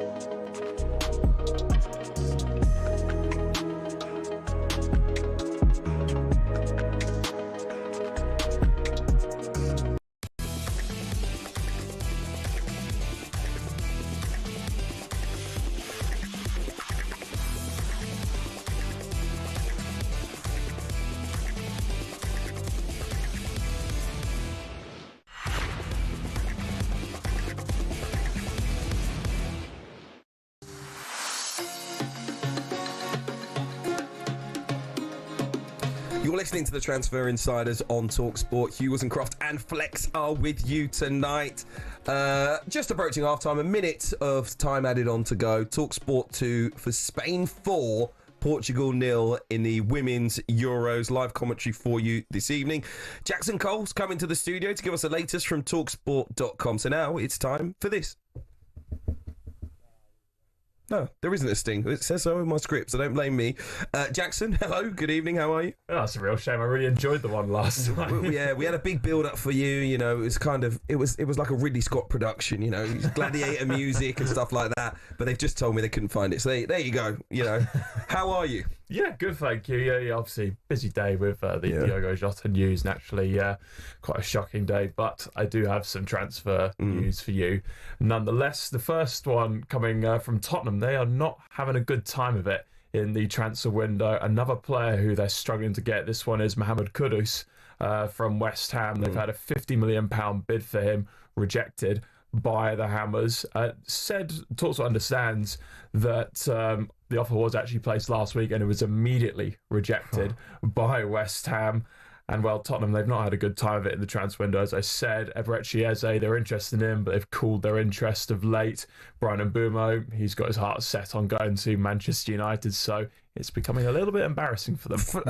Well, yeah, we'll talk about the embarrassment aspect, but on Mohamed Kudus, we almost spoke about him during Flames or Freezing. To go to Tottenham Hotspur, I'm underwhelmed by Mohamed Kudus, particularly last season where he seemed disinterested. He did, yeah. Why Tottenham would want him for £50 million, but why West Ham would turn it down as well? Is he just that kind of important for West Ham United that he's worth much more money? Because I think it's probably a little bit of both there. I think he didn't have his best season last year at West Ham, but look at West Ham last year.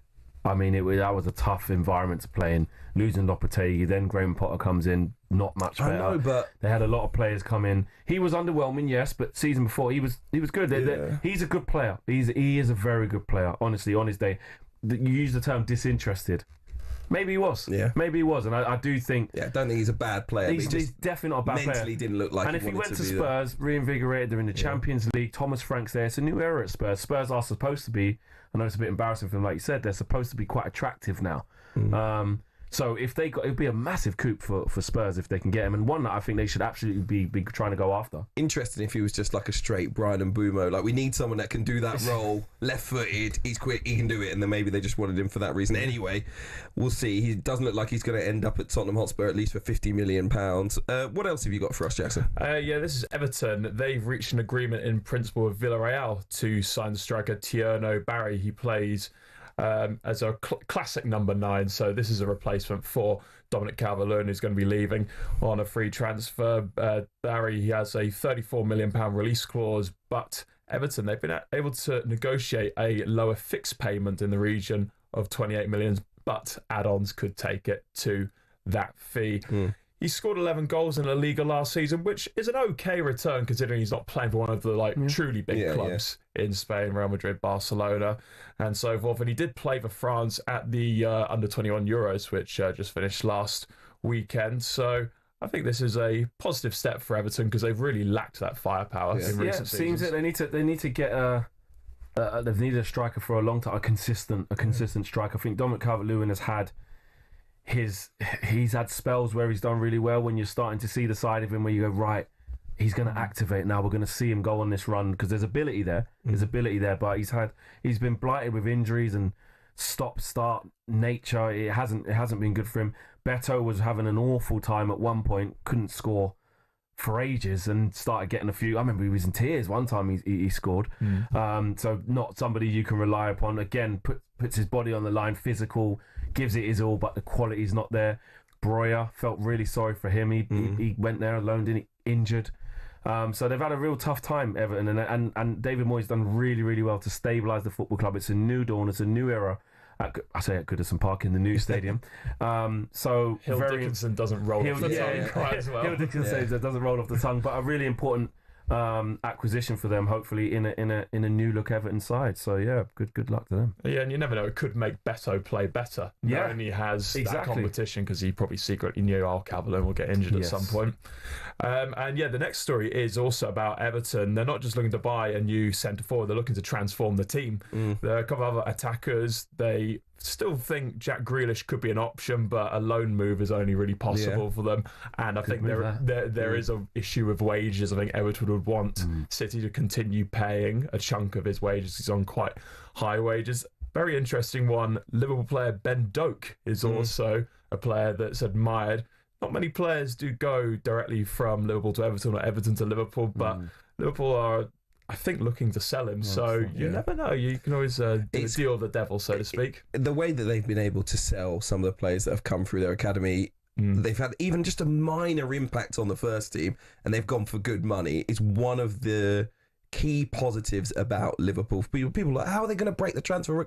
Well, aside from the fact they've done brilliantly well on the pitch, they do so well at selling players. Yeah. It's absolutely fantastic. They're turning down bids in excess of 60, 70, 80 million for Luis Diaz, not for sale. Yeah. Someone like Harvey Elliott is going to be on the menu for a lot of teams. Had a fantastic under-21s tournament.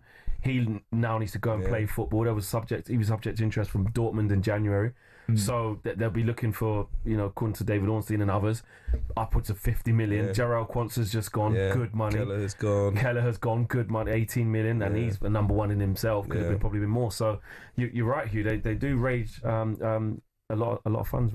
Yeah, and 10 million for a player that was supposed to be leaving on a free as well. In Alexander-Arnold. Exactly. Yeah. Not bad. Yeah. Anything else on talkSPORT.com? There are actually quite a few players in this in the Everton shortlist. Oh, really? Yeah, a couple of right backs. Kenny Tete, they're still looking for him. He's at Fulham, of course. Kyle Walker, they have spoken to earlier in the transfer window. I think that's going a little bit quiet of late. Again, if that might be a wages issue. Way to stay in the Prem. Decent move for Kyle Walker, Everton. Yeah, it's probably Pietro. What he is? Yeah, never thought about that. Yeah, and then a couple of midfielders as well thereafter. Sean Longstaff at Newcastle, Wilfred Ndidi, which I think that would be a really good move for them, and Thomas Souček as well, of course, worked under David Moyes. Can see that. Everton back. I say back, it's all relative, but you know what I mean. They're going to be pushing towards, who knows, European spots. Yeah, possible. Going to be Man United's rivals next year. I don't know. I don't think they'll be finishing as low as that, actually, at a flex. But thank you very much to Jackson Cole from talkSPORT.com with all the latest. Make sure you do check it out there. You can also find stories, of course, on the talkSPORT app. Right, up next, the halftime whistle has gone out in Bern, and Spain are very happy indeed. Emily Herbert. Yeah, half-time, Spain 4, Portugal 0. They're in complete control at the break. Their fastest ever goal came just a minute and 27 seconds in from Esther Gonzalez, followed by a second from Vicky Lopez just 5 minutes later. She becomes Spain's youngest ever goal scorer at just 18. Alexia Putellas also on the score sheet, and it's exactly why the world champions are favourites to lift this trophy. Portugal, who finished bottom of their group in the last 2 Euros, will need to regroup and register a shot on target if they're to improve on that record this time around. Half-time, Spain 4, Portugal 0. UEFA Women's Euro 2025 update on talkSPORT with McDonald's. When the big match means Big McDonald's hunger, try the new and iconic Big Arch. Available from 11 a.m. at participating restaurants. Remember, you can follow the game live over on talkSPORT 2 as well. Make sure you check it out on the DAB radio. You can ask your smart speaker for talkSPORT 2. Swipe of a finger if you're listening on the talkSPORT app as well. We will have the Women's Euros for you in full across the talkSPORT network. Up next, we're going to be speaking to Ben Jacobs out at the Club World Cup. Ticket prices have been slashed. We'll let you know all the details straight after this.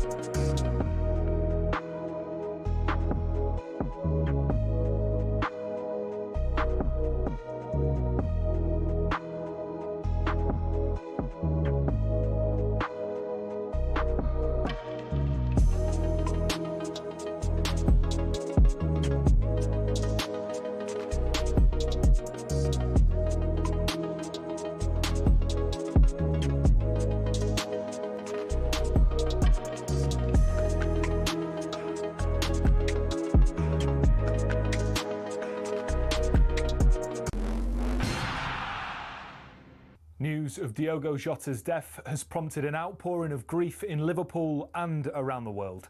As the day goes on, we're seeing more tributes from his teammates. Alexis McAllister says he can't believe it, adding, "I will always remember your smiles, your anger, your intelligence, your companionship, and everything that made you a person." Darwin Núñez says there are no words of comfort for so much pain, and his former manager Jurgen Klopp says, "This is a moment where I struggle. There must be a bigger purpose, but I can't see it." talkSPORT's Stuart Pearce has shared his similar experience from his time at Manchester City. Mark Vivian Foe was one of our players and lost his life on a football pitch, and the impact that had around the football club, in the dressing room, with teammates, it is just immense. Liverpool legend Danny Murphy expressed his sorrow at the news. Heartbreaking. I was shocked, like all of us. We all love football, Jim, don't we? We all have a passion for it, whether winning, losing, who our team should sign. All seems to become a bit irrelevant. It puts things in perspective when you hear news like this. It's just absolutely heartbreaking for everybody concerned. Gareth Roberts from Liverpool supporters group The Spirit of Shankly says Jota's effort and spirit endeared him to the Anfield faithful. I think you could see that in the fact that, his song was one of the ones that was sung the loudest and the longest every week on the cop. And that was because there was a bond there. That's because we saw something in him that, was our spirit fed back to us almost. But Jota didn't just make a mark at Liverpool, winning the FA Cup, League Cup and most recently the Premier League. He was much loved at Wolves, where he went from securing promotion from the Championship to playing in Europe with them. Former Wolves keeper Matt Mills remembers not just the player, but the man that he was. I just looked on my phone there. I've got a picture of him with my little boy and his mates. I was outside Molineux. They'd just beaten Wolves. He saw me, and he hadn't seen me since he left. Comes over, takes time with my little boys and his mates, has photos, and that's a measure of the guy. He was an amazing person. You can read all the tributes pouring in for Diogo Jota and his brother Andre Silva on our live blog at talksport.com.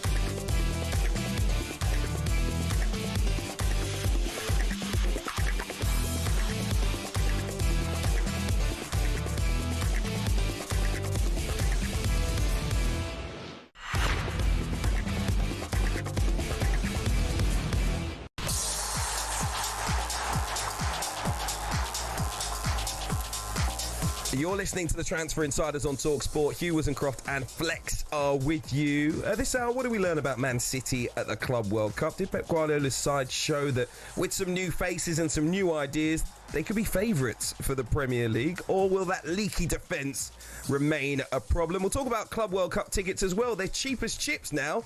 FIFA seems to have seen sense, but has it come far too late? We'll talk to Ben Jacobs, who'll join us from the United States in a moment. We'll talk rugby this hour as well. Owen Farrell returning for the British and Irish Lions, but does he deserve it? Our reporter in Sydney, Alfie Reynolds, will be with us with the details. This is the Transfer Insiders.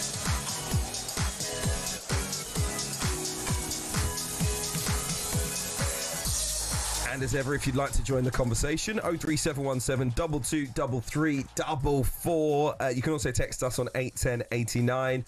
And remember, live football from the Euros as well over on talkSPORT 2. The second half just about to get underway. Changes for Spain as well. Won't be a great sight for the Portugal players. They're 4-0 down, and expect that to be added to in the second half. But you can follow all the goals, all the action over on talkSPORT 2. In the meantime, let's take a look at the latest football action with Ladbrokes. The big preview on talkSPORT with Ladbrokes. Supercharge your odds with our Odds Boost button. Selected markets applies to first £50 of stake. Terms apply. 18+. Gambleaware.org. Delighted to say Ben Jacobs, talkSPORT reporter, joins us now. He's out in the United States at the Club World Cup. How are you, Ben? Good evening, guys. How are you? Yes, here in Philly ahead of Chelsea against Palmeiras. Nice Philadelphia, you've been soaking up the sights, the sounds of Philadelphia yet? been soaking up my stomach with cheese steak and pulled pork sandwiches from the Reading Terminal Market, which is basically a big indoor food court where you leave about 7 stone and then you leave about 8 stone and then you leave about 9 stone, and it just goes up and up and up depending on how many days I stay here. So I arrived thin and now I think I'm pretty obese. I mean, if you were 7 stone when you got there, mate, I mean, you're doing unbelievably well.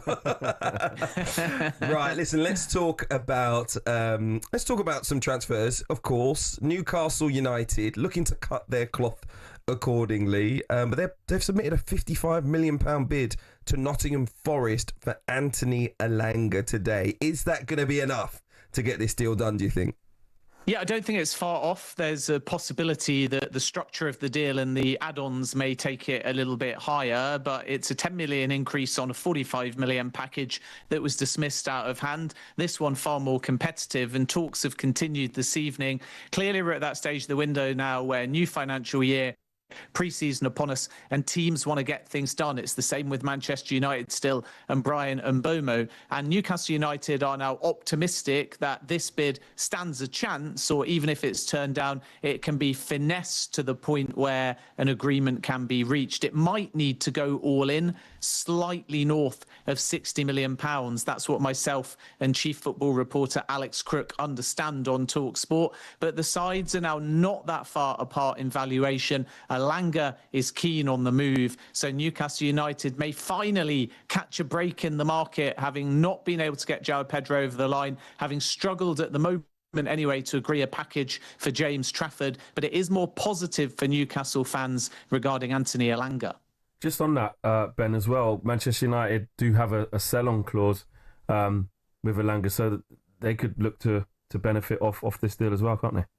Yeah, exactly. And that will be welcome income. Manchester United are focused on outgoings and Mbeumo at the moment. Then they'll turn their attention to a number 9. We might see a midfielder. There could be a backup goalkeeper. Some say a number 1, but Andre Onana hasn't yet been told he's surplus to requirements at Old Trafford. But there's clearly a big push now. And that's the sort of thing about the Club World Cup skewing the market, where it looked like only Chelsea, Manchester City and Liverpool were busy, and Arsenal fans were annoyed and Newcastle fans were frustrated, and Manchester United fans wondering why Mbeumo is not yet done. But remember, for much of Europe, it's a July the 1st window. For Saudi, it's July the 3rd. And for Premier League clubs like Aston Villa, Newcastle, Manchester United, getting into the new financial year means they can now buy with another 12 months to kind of balance the books. And this is why I think that Newcastle are now getting going. And from Manchester United's point of view, if they do get that sell-on percentage, should Elanga get over the line, it's welcome money as they look to make several other additions. I like the way that Flex tried to spin that as Man United getting in some money. Just asking. Yeah, well, that's the only way they're going to earn any money. Valid question. It seems during this window. We need to know these things. Sell-on clauses. Correct. Listen, a possible outgoing at Arsenal, which could set off a house of cards, which could work out very, very well for Mikel Arteta. Gabriel Martinelli could be on the move for a whopping fee. Tell us more. Yeah, there's a difference between what Al Nassr are prepared to spend and any kind of bid. So the first thing to say is the player in question is Gabriel Martinelli. Arsenal haven't had any Saudi approach and they don't want to sell. But at the right number, they may change their mind. And if that number is 85 million euros, then Arsenal can suddenly fund Rodrigo should he choose to leave Real Madrid. And that's the kind of cards falling or domino effect that you refer to. However, even with Rodrigo, there's no clarity yet because it's all about the Club World Cup. And Rodrigo will only speak to Real Madrid after the tournament, even though my understanding is that Real are prepared to sell for 90 million euros. Now, the reason why I put it in those terms is because Saudi clubs are in a very unique position. And when they want to spend a large amount of money, they have to go to the central funding and request permission to bid if they are to use central funds. And at the moment, all that's happened is Al Nassr have said, we want 85 million in central funds. Whether that is on Gabriel Martinelli and all of it, or Luis Diaz, who's their top target, but Liverpool don't want to sell, and Barcelona and Bayern have been told that directly in the last 2 weeks. Whether that's on Mohamed Kudus, who Spurs are chasing and is another Al Nassr target, remains to be seen. So the fact that money's been requested is a knock-on effect of the fact that Al Nassr want to get going. Cristiano Ronaldo has renewed. He's got equity in the club, so he can actually have a formal say on transfer business. And because of Al Hilal beating Manchester City, even though this sounds like a strange tangent, Hilal were able to get a loan deal done for Hamdallah, a very prolific striker at Al Shabab.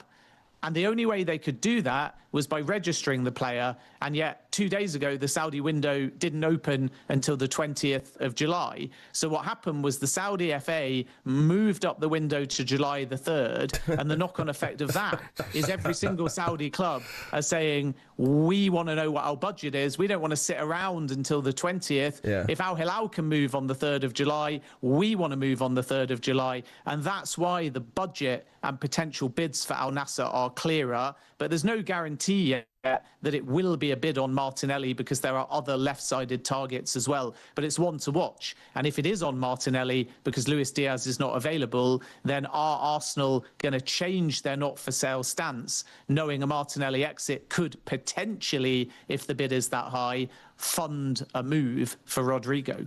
Work that one out. A lot going on 70 there. million Don't ask me to repeat that either. 70 million for Martinelli. £70 million for Martinelli. Yes, please. Yeah. 100%. Yeah. Especially if that means you can top it up a little bit and go and get Rodrigo or Rafael Leao or, I don't know, someone else. Someone better than Martinelli. Yeah. There's a long list, but there's a long list. But you know what I mean? Yeah. Ben, not to keep bringing it back to Manchester United. I'm not. I promise you, I'm not. It's on our running order, but it's Marcus Rashford though, and everybody's going to be talking about Marcus Rashford. Everybody has been talking about Marcus Rashford and where his next destination could be, and Bayern Munich are apparently considering a shock move for Marcus. Well, he's on the list of Bayern. It's nothing more than that at the moment. I think Bayern are waiting on Barca to see if Nico Williams gets over the line. And if it doesn't, Nico Williams will again become their top target, and that will push Rashford out of consideration. But similarly, if Nico Williams goes to Barcelona, then Bayern may explore a Rashford deal. There's nothing advanced at this point. The challenge for Manchester United is two things. The first, that Rashford always intended to take June to decide, so quick clarity was never expected, plus the fact that he would ideally like Champions League football, and that even could be as strong as a deal breaker. And then the second aspect is a lot of these suitors that have actually made concrete inquiries over Marcus Rashford want a loan, and Manchester United are sticking to their 40 million number. Now, if Nico Williams goes to Barcelona, Marcus Rashford is willing to join and play in a more central role. So his preference is still Barcelona, but Barca would only be able to do that on a loan. And at the moment, this early in the window, that's not something that Manchester United are prepared to entertain. So let's see whether Bayern advance their interest, because if they do, it might suit all parties. They've got the budget to do a deal permanently. Rashford would also be open, I'm told, to a move to Bayern Munich, and is leaning towards switching outside of the Premier League. So that ticks everything. You've got an England teammate in Harry Kane, you've got Champions League football, you've got the wage, which Bayern probably wouldn't be able to match in Manchester United terms, but perhaps not far off, and all of that would help his England chances. So it's all very neat for Rashford, as is a loan to Barcelona, but at the moment Barca aren't working on a loan for Rashford, they're working on Nico Williams, and Bayern are simply shortlisting options. So Rashford may have to be patient for his next move. Yeah, might have to be patient till January. Listen, Ben, but what? I'm just saying. Ben, before you leave us, not really a transfer, although it is a change of some degree from FIFA. They've decided to make games more affordable at the Club World Cup. A number of games have had the ticket costs slashed, really. Fluminense against Al Hilal, Chelsea's game with Palmeiras, Paris Saint-Germain against Bayern Munich as well. You can now get those for a huge reduction. Why has that happened? Yeah, FIFA would argue it's just dynamic pricing, and I think there's an element, if we're reading between the lines, of having a big finish and making sure these quarterfinals, semi-finals and final all sell out, because then they can point to the opening game, 60,000 in a 65,000-seater stadium, into Miami Al Ahly, and maybe the last few games of the tournament, certainly the semis and the final, as all being box office and sold out. And you know the old adage, when you start strong and finish strong, people kind of forget what happens in the middle. And I think that FIFA would be able to build the attendances and the tournament very strongly. So that's probably an aspect. But a lot of these ticket sites that are official partners work on dynamic pricing, and therefore when demand diminishes, the prices drop. And we're seeing that. And now you can actually get a ticket for less than a Premier League game, whereas before the tournament, most of the tickets, certainly decent halfway line or in your team's end, they were in and around $75 to $200, whereas now you could get a perfectly good ticket for under $50, which is in keeping, if not lower, than most Premier League clubs. And hopefully that attracts people to come over from Europe in particular for the New York part of the tournament if their team makes the semis or the final. So we'll get more of an influx of European fans. And as a result, if you add the American fans and the fact that it's the business end of the tournament, it should all lead to full stadiums, which will be a positive way to end as far as FIFA are concerned. Ben Jacobs, out of the Club World Cup in the United States. Thank you for being with us on the Transfer Insiders. That was all thanks to Ladbrokes. It's 18+, begambleaware.org. The big preview on talkSPORT with Ladbrokes. Supercharge your odds with our odds boost button. Selected markets applies to first £50 of stake. Terms apply. 18+, gambleaware.org. OK, let's head back to events in Bern. Have Spain been able to build on their massive lead against Portugal at Euro 2025? talkSPORT's Emily Herbert has the latest. Not quite. It's still Spain 4, Portugal 0. We're back underway. Portugal have a lot to do. They'll need to really register one of the greatest ever comebacks to get anything from this game. Spain have been ruthless so far. Their pressing game absolutely relentless. Alexia Putellas already has a goal to her name. She fired one just wide early on in this second half. 55 minutes on the clock. It's Spain 4, Portugal 0. UEFA Women's Euro 2025 update on talkSPORT with McDonald's. The new Big Arch has landed at McDonald's with its very own signature sauce. Available from 11 a.m. at participating restaurants. You're listening to the Transfer Insiders on talkSPORT with Ladbrokes. It's 18+, begambleaware.org. Up next, we're talking rugby union. Owen Farrell is a Lion for the 4th time. We'll find out the details straight after this.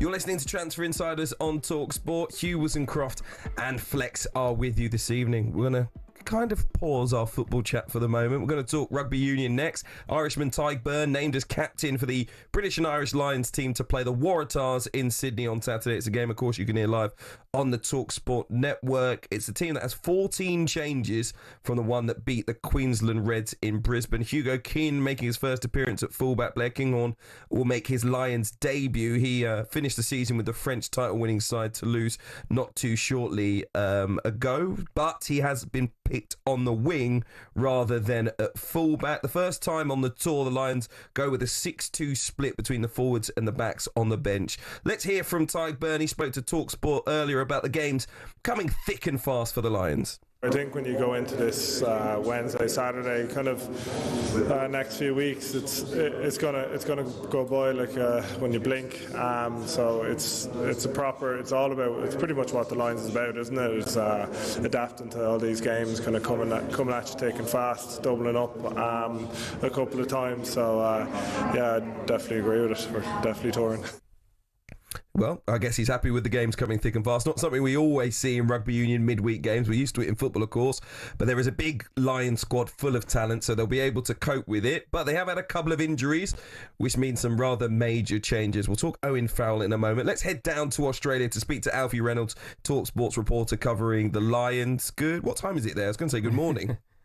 Yeah, good morning, Hugh. Morning, evening for you guys, but yeah, morning here in Sydney. How early? It looks like you got red eyes. You haven't stayed up late. Hopefully, you've just woken up early for us.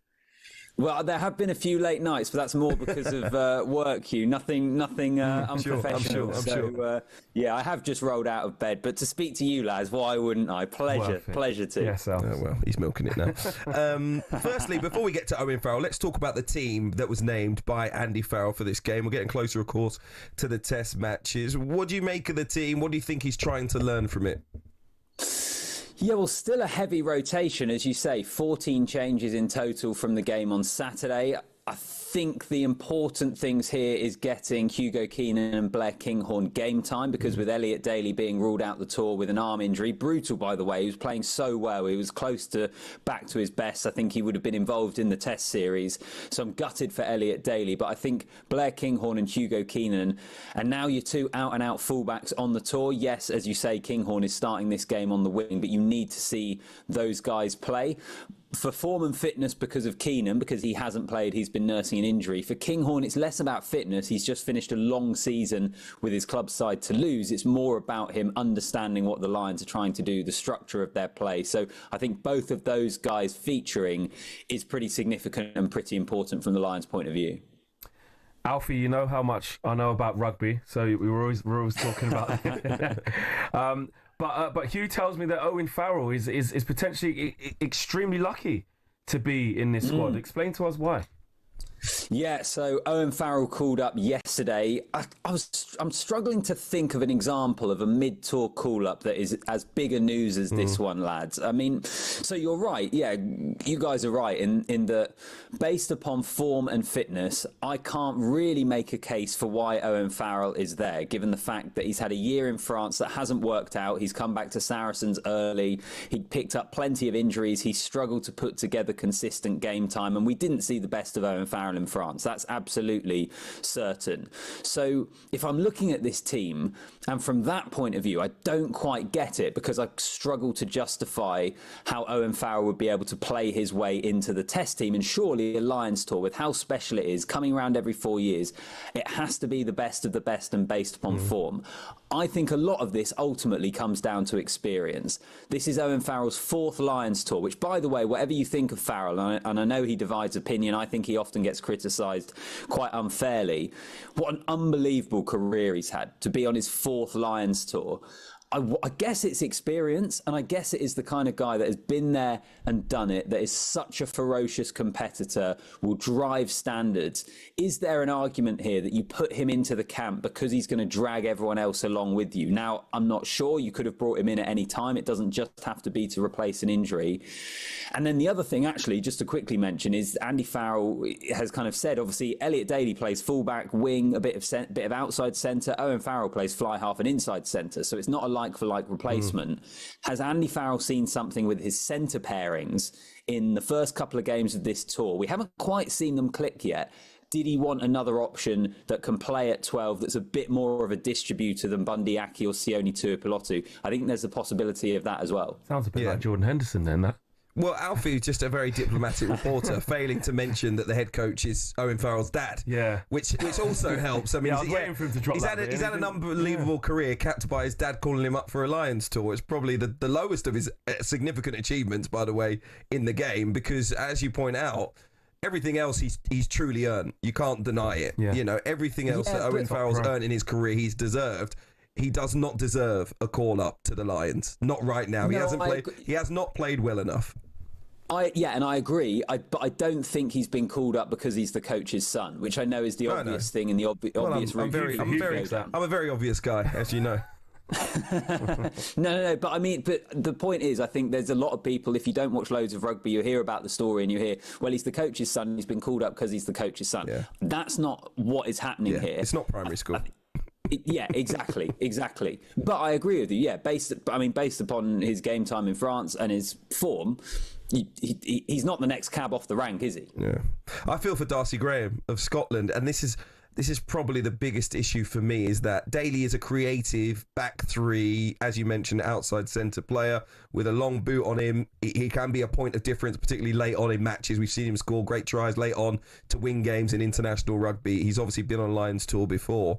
But the Lions have had an issue so far with the squad that they've picked, in that they don't have a real try-getter. They don't have a real speedster in that team. So you mentioned Andy Farrell maybe saw something with his inside centres that meant he had to call up Owen Farrell, gives him that option at 12. But I'm looking at the back three. Of course, there are some very, very good players there. But there is just no real player that you think when they get the ball, they're going to be scoring tries. You know, there are some fantastic defenders. James Lowe, Tommy Freeman, great physicalities. You've got Keenan and Kinghorn, who you mentioned. Fantastic players, obviously. But with someone like Darcy Graham, you feel like if the ball gets in his hands, he's going to score tries. And I just, again, on form, feel it's rather amazing that he has not been called up to this squad. Yeah, I thought the same when the squad was announced. I thought it was Mac Hansen that was perhaps fortunate to get in ahead of Darcy Graham, although to be fair to Max Hansen, he was excellent in Perth and almost justified his selection there.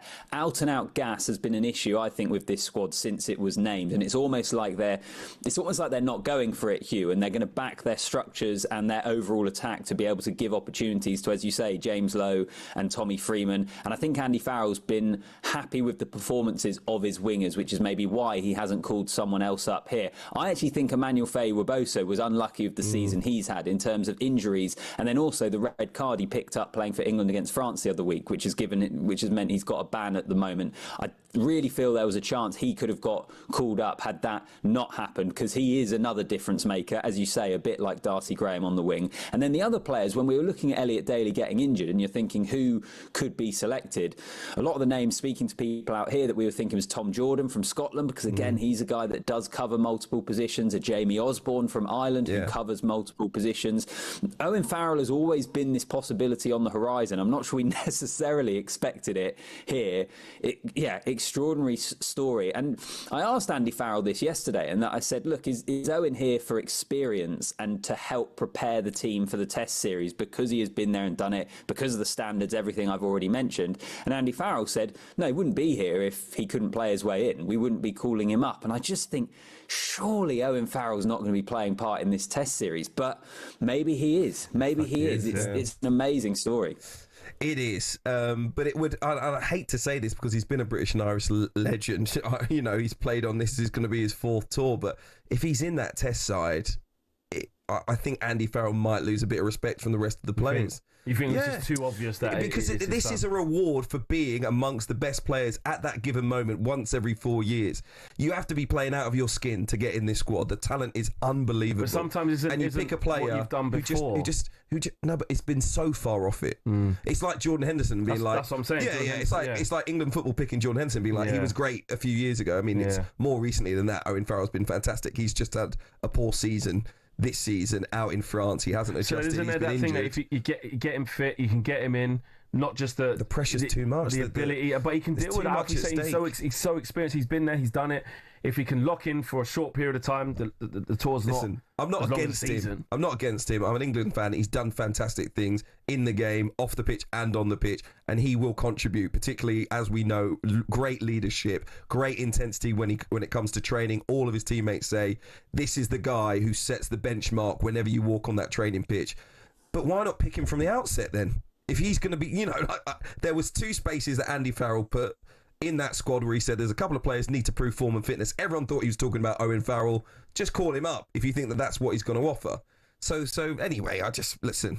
We'll see what happens. I'm sure it's going to be 3-0 to Lions. Counts for something if he's done it on the biggest of stages, and it seems like Owen Farrell has. So Alfie, I don't know how early it is in the morning. You got plans today? You're going to be out and about? We'll be out and about, yeah. The Lions have got more media access later. I think they're still to confirm who we're going to be speaking to, so I'll be doing that, possibly heading up to see the Waratahs if I have time as well. So, a few bits and bobs. We'll be getting more interviews for you, which you'll be able to hear across talkSPORT. Sensational. Where are we going to hear the game this weekend? The game is going to be on talkSPORT, 10 a.m. build-up, 11 a.m. kick-off on Saturday. The Lions against the New South Wales Waratahs. I hope they get more tested, Hugh, by the way. The two games so far, as you often expect, have been pretty one-sided. So I'm hoping we see the Lions tested, although I think the more likelihood of that happening might be in Canberra midweek next week when they play the Brumbies. But 10 a.m. will be on a UK time and 11 a.m. kick-off for that game on Saturday. Fantastic. Alfie Reynolds out in Australia for us, covering the British and Irish Lions tour, which we are bringing you live and exclusive to national radio right here on the talkSPORT network. We'll be back with you straight after this. You are listening to the Transfer Insiders on talkSPORT.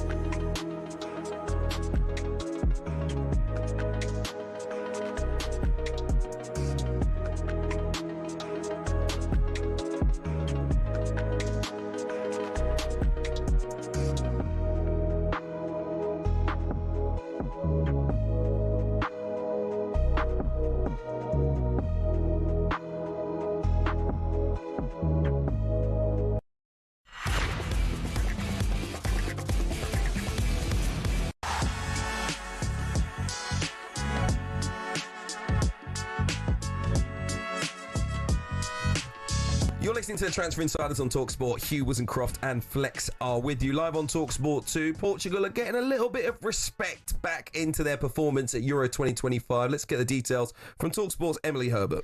Yeah, Portugal have just had a really good chance. It's just gone over the bar by Kafta, but that's their first real chance of the game.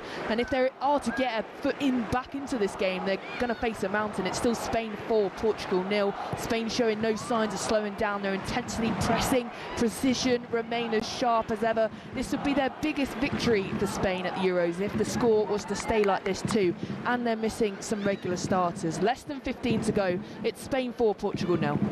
UEFA Women's Euro 2025 update on talkSPORT with McDonald's. When the big match means Big McDonald's hunger, try the new and iconic Big Arch. Available from 11 a.m. at participating restaurants.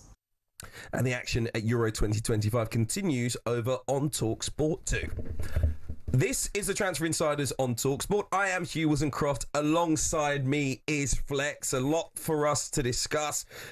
Let's talk about Borussia Dortmund. Well, not really about them, because they're selling a player, it seems, to Chelsea in the shape of Jamie Gittens, England under-21 international. It comes just a day after João Pedro was signed from Brighton for significant money once again. This is reportedly £55 million. So we're going to start by talking about Chelsea and a little bit about Jamie Gittens. Firstly, the club. Do they need someone like Jamie Gittens right now? I believe they need more depth and dependable depth on the left-hand side. You think what's happened with Mikhail Mudryk? He's left. Well, he hasn't left. Yeah, Unavailable. Jadon Sancho has left. So in terms of natural left wingers, they're actually in need of it. And I know that Chelsea have so many players and people say, oh, another player this, another player that. They need that. They're in the Champions League looking to kick on to the next stage. Neto spent time out there, yes, but predominantly likes to do his best work from the right, as does Madueke. Madueke, yes, he could even be on his way to Arsenal if you look at certain reports. So I do think they need to invest in that position. They tried to nail down Jadon Sancho to keep him, but he didn't want to fall into the wage structure and accept a wage cut. So I don't blame Chelsea for going to buy a left winger. With it being Jamie Gittens, I think he's got a lot of ability. He's young, and I think he's had a tough start. He's at Dortmund before he started to get some consistency in his game. He's had some injuries where he hasn't been able to play that much, and then he's really started to get some game time and show what he's about. It fits the Chelsea model, of course. Young, on his way up through the gears. So I think there's something there. It's not a massive statement. It's not a massive statement, but again, it's one that within the method to the madness at Chelsea, I can see why they've gone for a player of his type of profile, and they think that they can develop into what they need. So it's not something that's going to make you go, wow, what a signing, Jamie Gittens. And of course, it's quite a bit of money as well. But you see what they're doing with João Pedro. You see what they're doing with Liam Delap. It's the Chelsea way. And what I've learned from last year, I'll be honest, if we come in, the way I speak on Chelsea now, I'll be honest, I've learnt a little bit from last year. Because when Enzo Maresca came in and it was too much players this, too much players that, you can't even train all those players, they can't fit in the change rooms, all of that. Yeah. And he was in the press conference and saying, listen, the media can say what they want. I work with this group of 23, 24 players. And they got ruthless. You look at what happened with Sterling, bad treatment of Conor Gallagher and Trevor Chalobah, but they make stuff happen. And I just think there's starting to become a clearer vision to their methods, whether people like it or not. It's weird for me because it seems like everyone that comes to Chelsea signs a 7 or 8 year deal, and after a year, you might get sold. It doesn't seem like the club actually has any commitment to the players that they're giving out these contracts to and spending big money on. But look at the players they're keeping that have done that. You got Cole Palmer, you got Caicedo, you got Madueke, you got Neto. Madueke might be leaving. And he might be leaving, actually. But Nicholas Jackson might be leaving. This is my point. But they've played a part. Do you know what I mean? Not Ian Maatson, sorry. The defender. Left back, right back. Talk to me. There's so many players, I forgot his name. But we're not talking about the players that they do keep. Do you know what I mean? And that's why they've got Champions League football. They've had a good season. So something's working. My issue is the biggest concern is the defence at Chelsea. It's a big outlay on João Pedro, a forward. Another big outlay on Jamie Gittens incoming. another winger. What about the defence? That was the biggest concern for Chelsea last year. They need, for me, you can't just buy young talent. And the goalkeeper, of course. You can't just buy young talent in those areas. You need experience. And I'm surprised that Chelsea haven't gone in harder to get a statement signed in those areas. But I'm not of the opinion that they won't. This is the 3rd of July. They're active. They're going further and further in the Club World Cup. More money's coming in. Yeah. They're making certain moves that they need to make to navigate and exploit, I don't want to say loopholes, but to be very creative with their transfer dealing. So I just think it's another. You still hear that potentially they could still be interested in like Alejandro Garnacho, even if they get Gittins.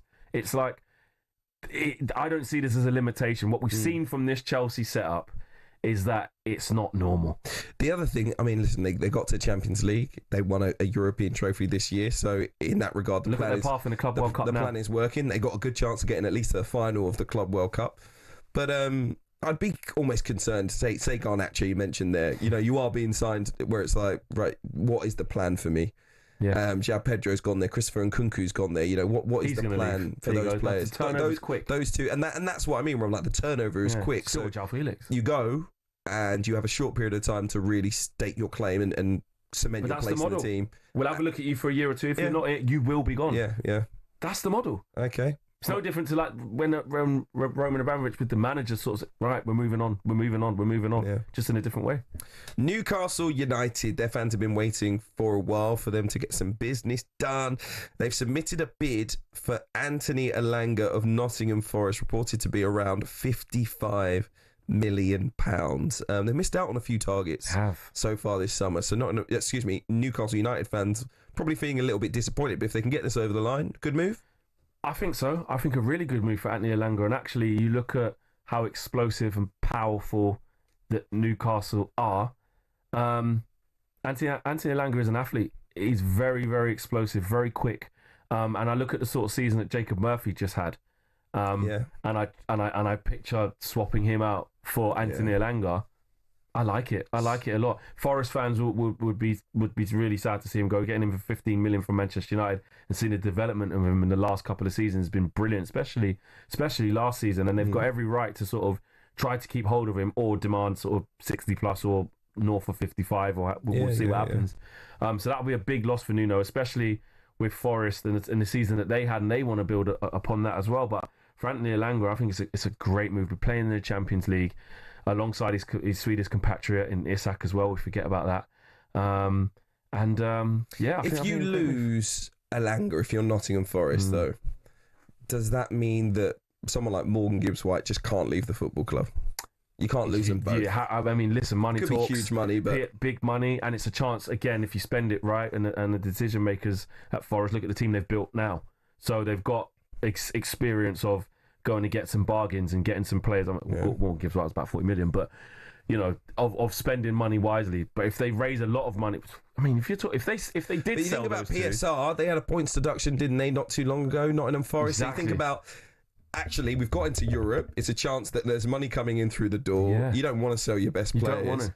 But remember, they were in the Championship not too long ago. You can't lose sight of that. You can't lose sight of where they've come from. They've got to Europe in a very quick period of time where you think, actually, listen, if we sell our best players, we don't want to do that, but can we buy a few £40 million players? I was just about to say that. Over the next 5 years, we're securing the top types of players they can attract now as well, with being in Europe and being on the up of the last season they just had. They need to believe in themselves that they're in a different sphere. So if they do get 55 to 60 million for Anthony Elanga, which is unbelievable return for the 50 million they spent, if Morgan Gibbs-White wants to go to City or City want him, that's going to be 80 million plus.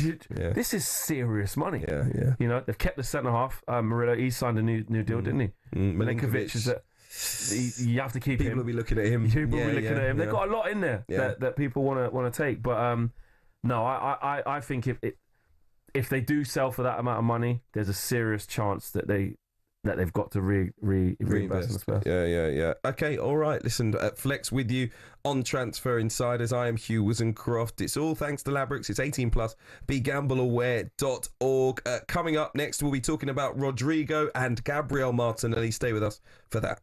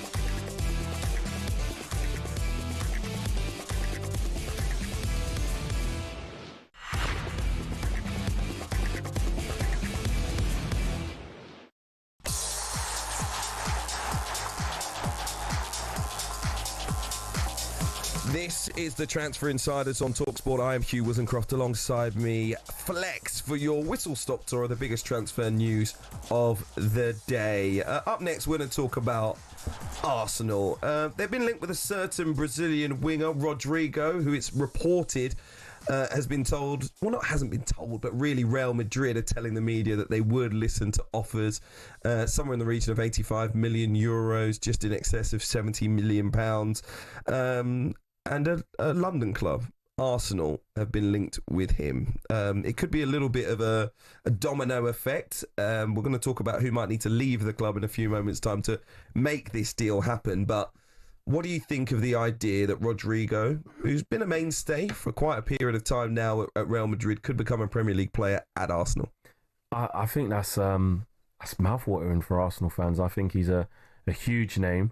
I think we were just looking at some of his numbers, weren't we, in the break, and he doesn't look like he's a high volume scorer. But if you have to take into context the surrounding environment that he's played in, he's nearly played as well at the age of 24, nearly 300 games for Real Madrid, and this isn't a player that Real Madrid are just trying to flog near the end of his career. You know, like when Casemiro left and Varane, you go, oh, you're just getting them at the end of...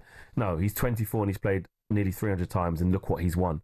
He's very selfless. If you try playing behind Vinicius and Jude Bellingham and Mbappe and before that Benzema, you try doing that. So it shows that he's very adaptable. He spent time playing up front. He spent time playing on the left, mostly from the right. So he's adaptable. And actually, I think he can go... This would enable him or empower him to actually become the main man. Yeah. Maybe we could see Arteta try something different, and maybe he could be playing up front for Arsenal. But definitely, I know Bukayo Saka has it absolutely locked down on the right-hand side, which... rightly so. If you want to be a top club, you need options. You need top options. All this kind of Saka's the main man kind of thing. We all love Bukayo Saka. He's done incredible for Arsenal.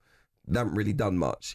He's won an FA Cup. It's not like they've won the Premier League. It's not like they've won the Champions League. Where you say we don't need Rodrigo. Yeah, exactly. but also where you say he doesn't need help. Yeah, exactly. Yeah, he's the man. But if he still performs at the same level and you can bring in someone of the same calibre who does a similar thing, or maybe playing on the other side of the pitch, you have to do that if you're Arsenal. You're missing a true high-quality number 9 at Arsenal, a true goal scorer that would get you over the line in these competitions. So unless you're going to go and get that player, maybe they will, maybe they won't.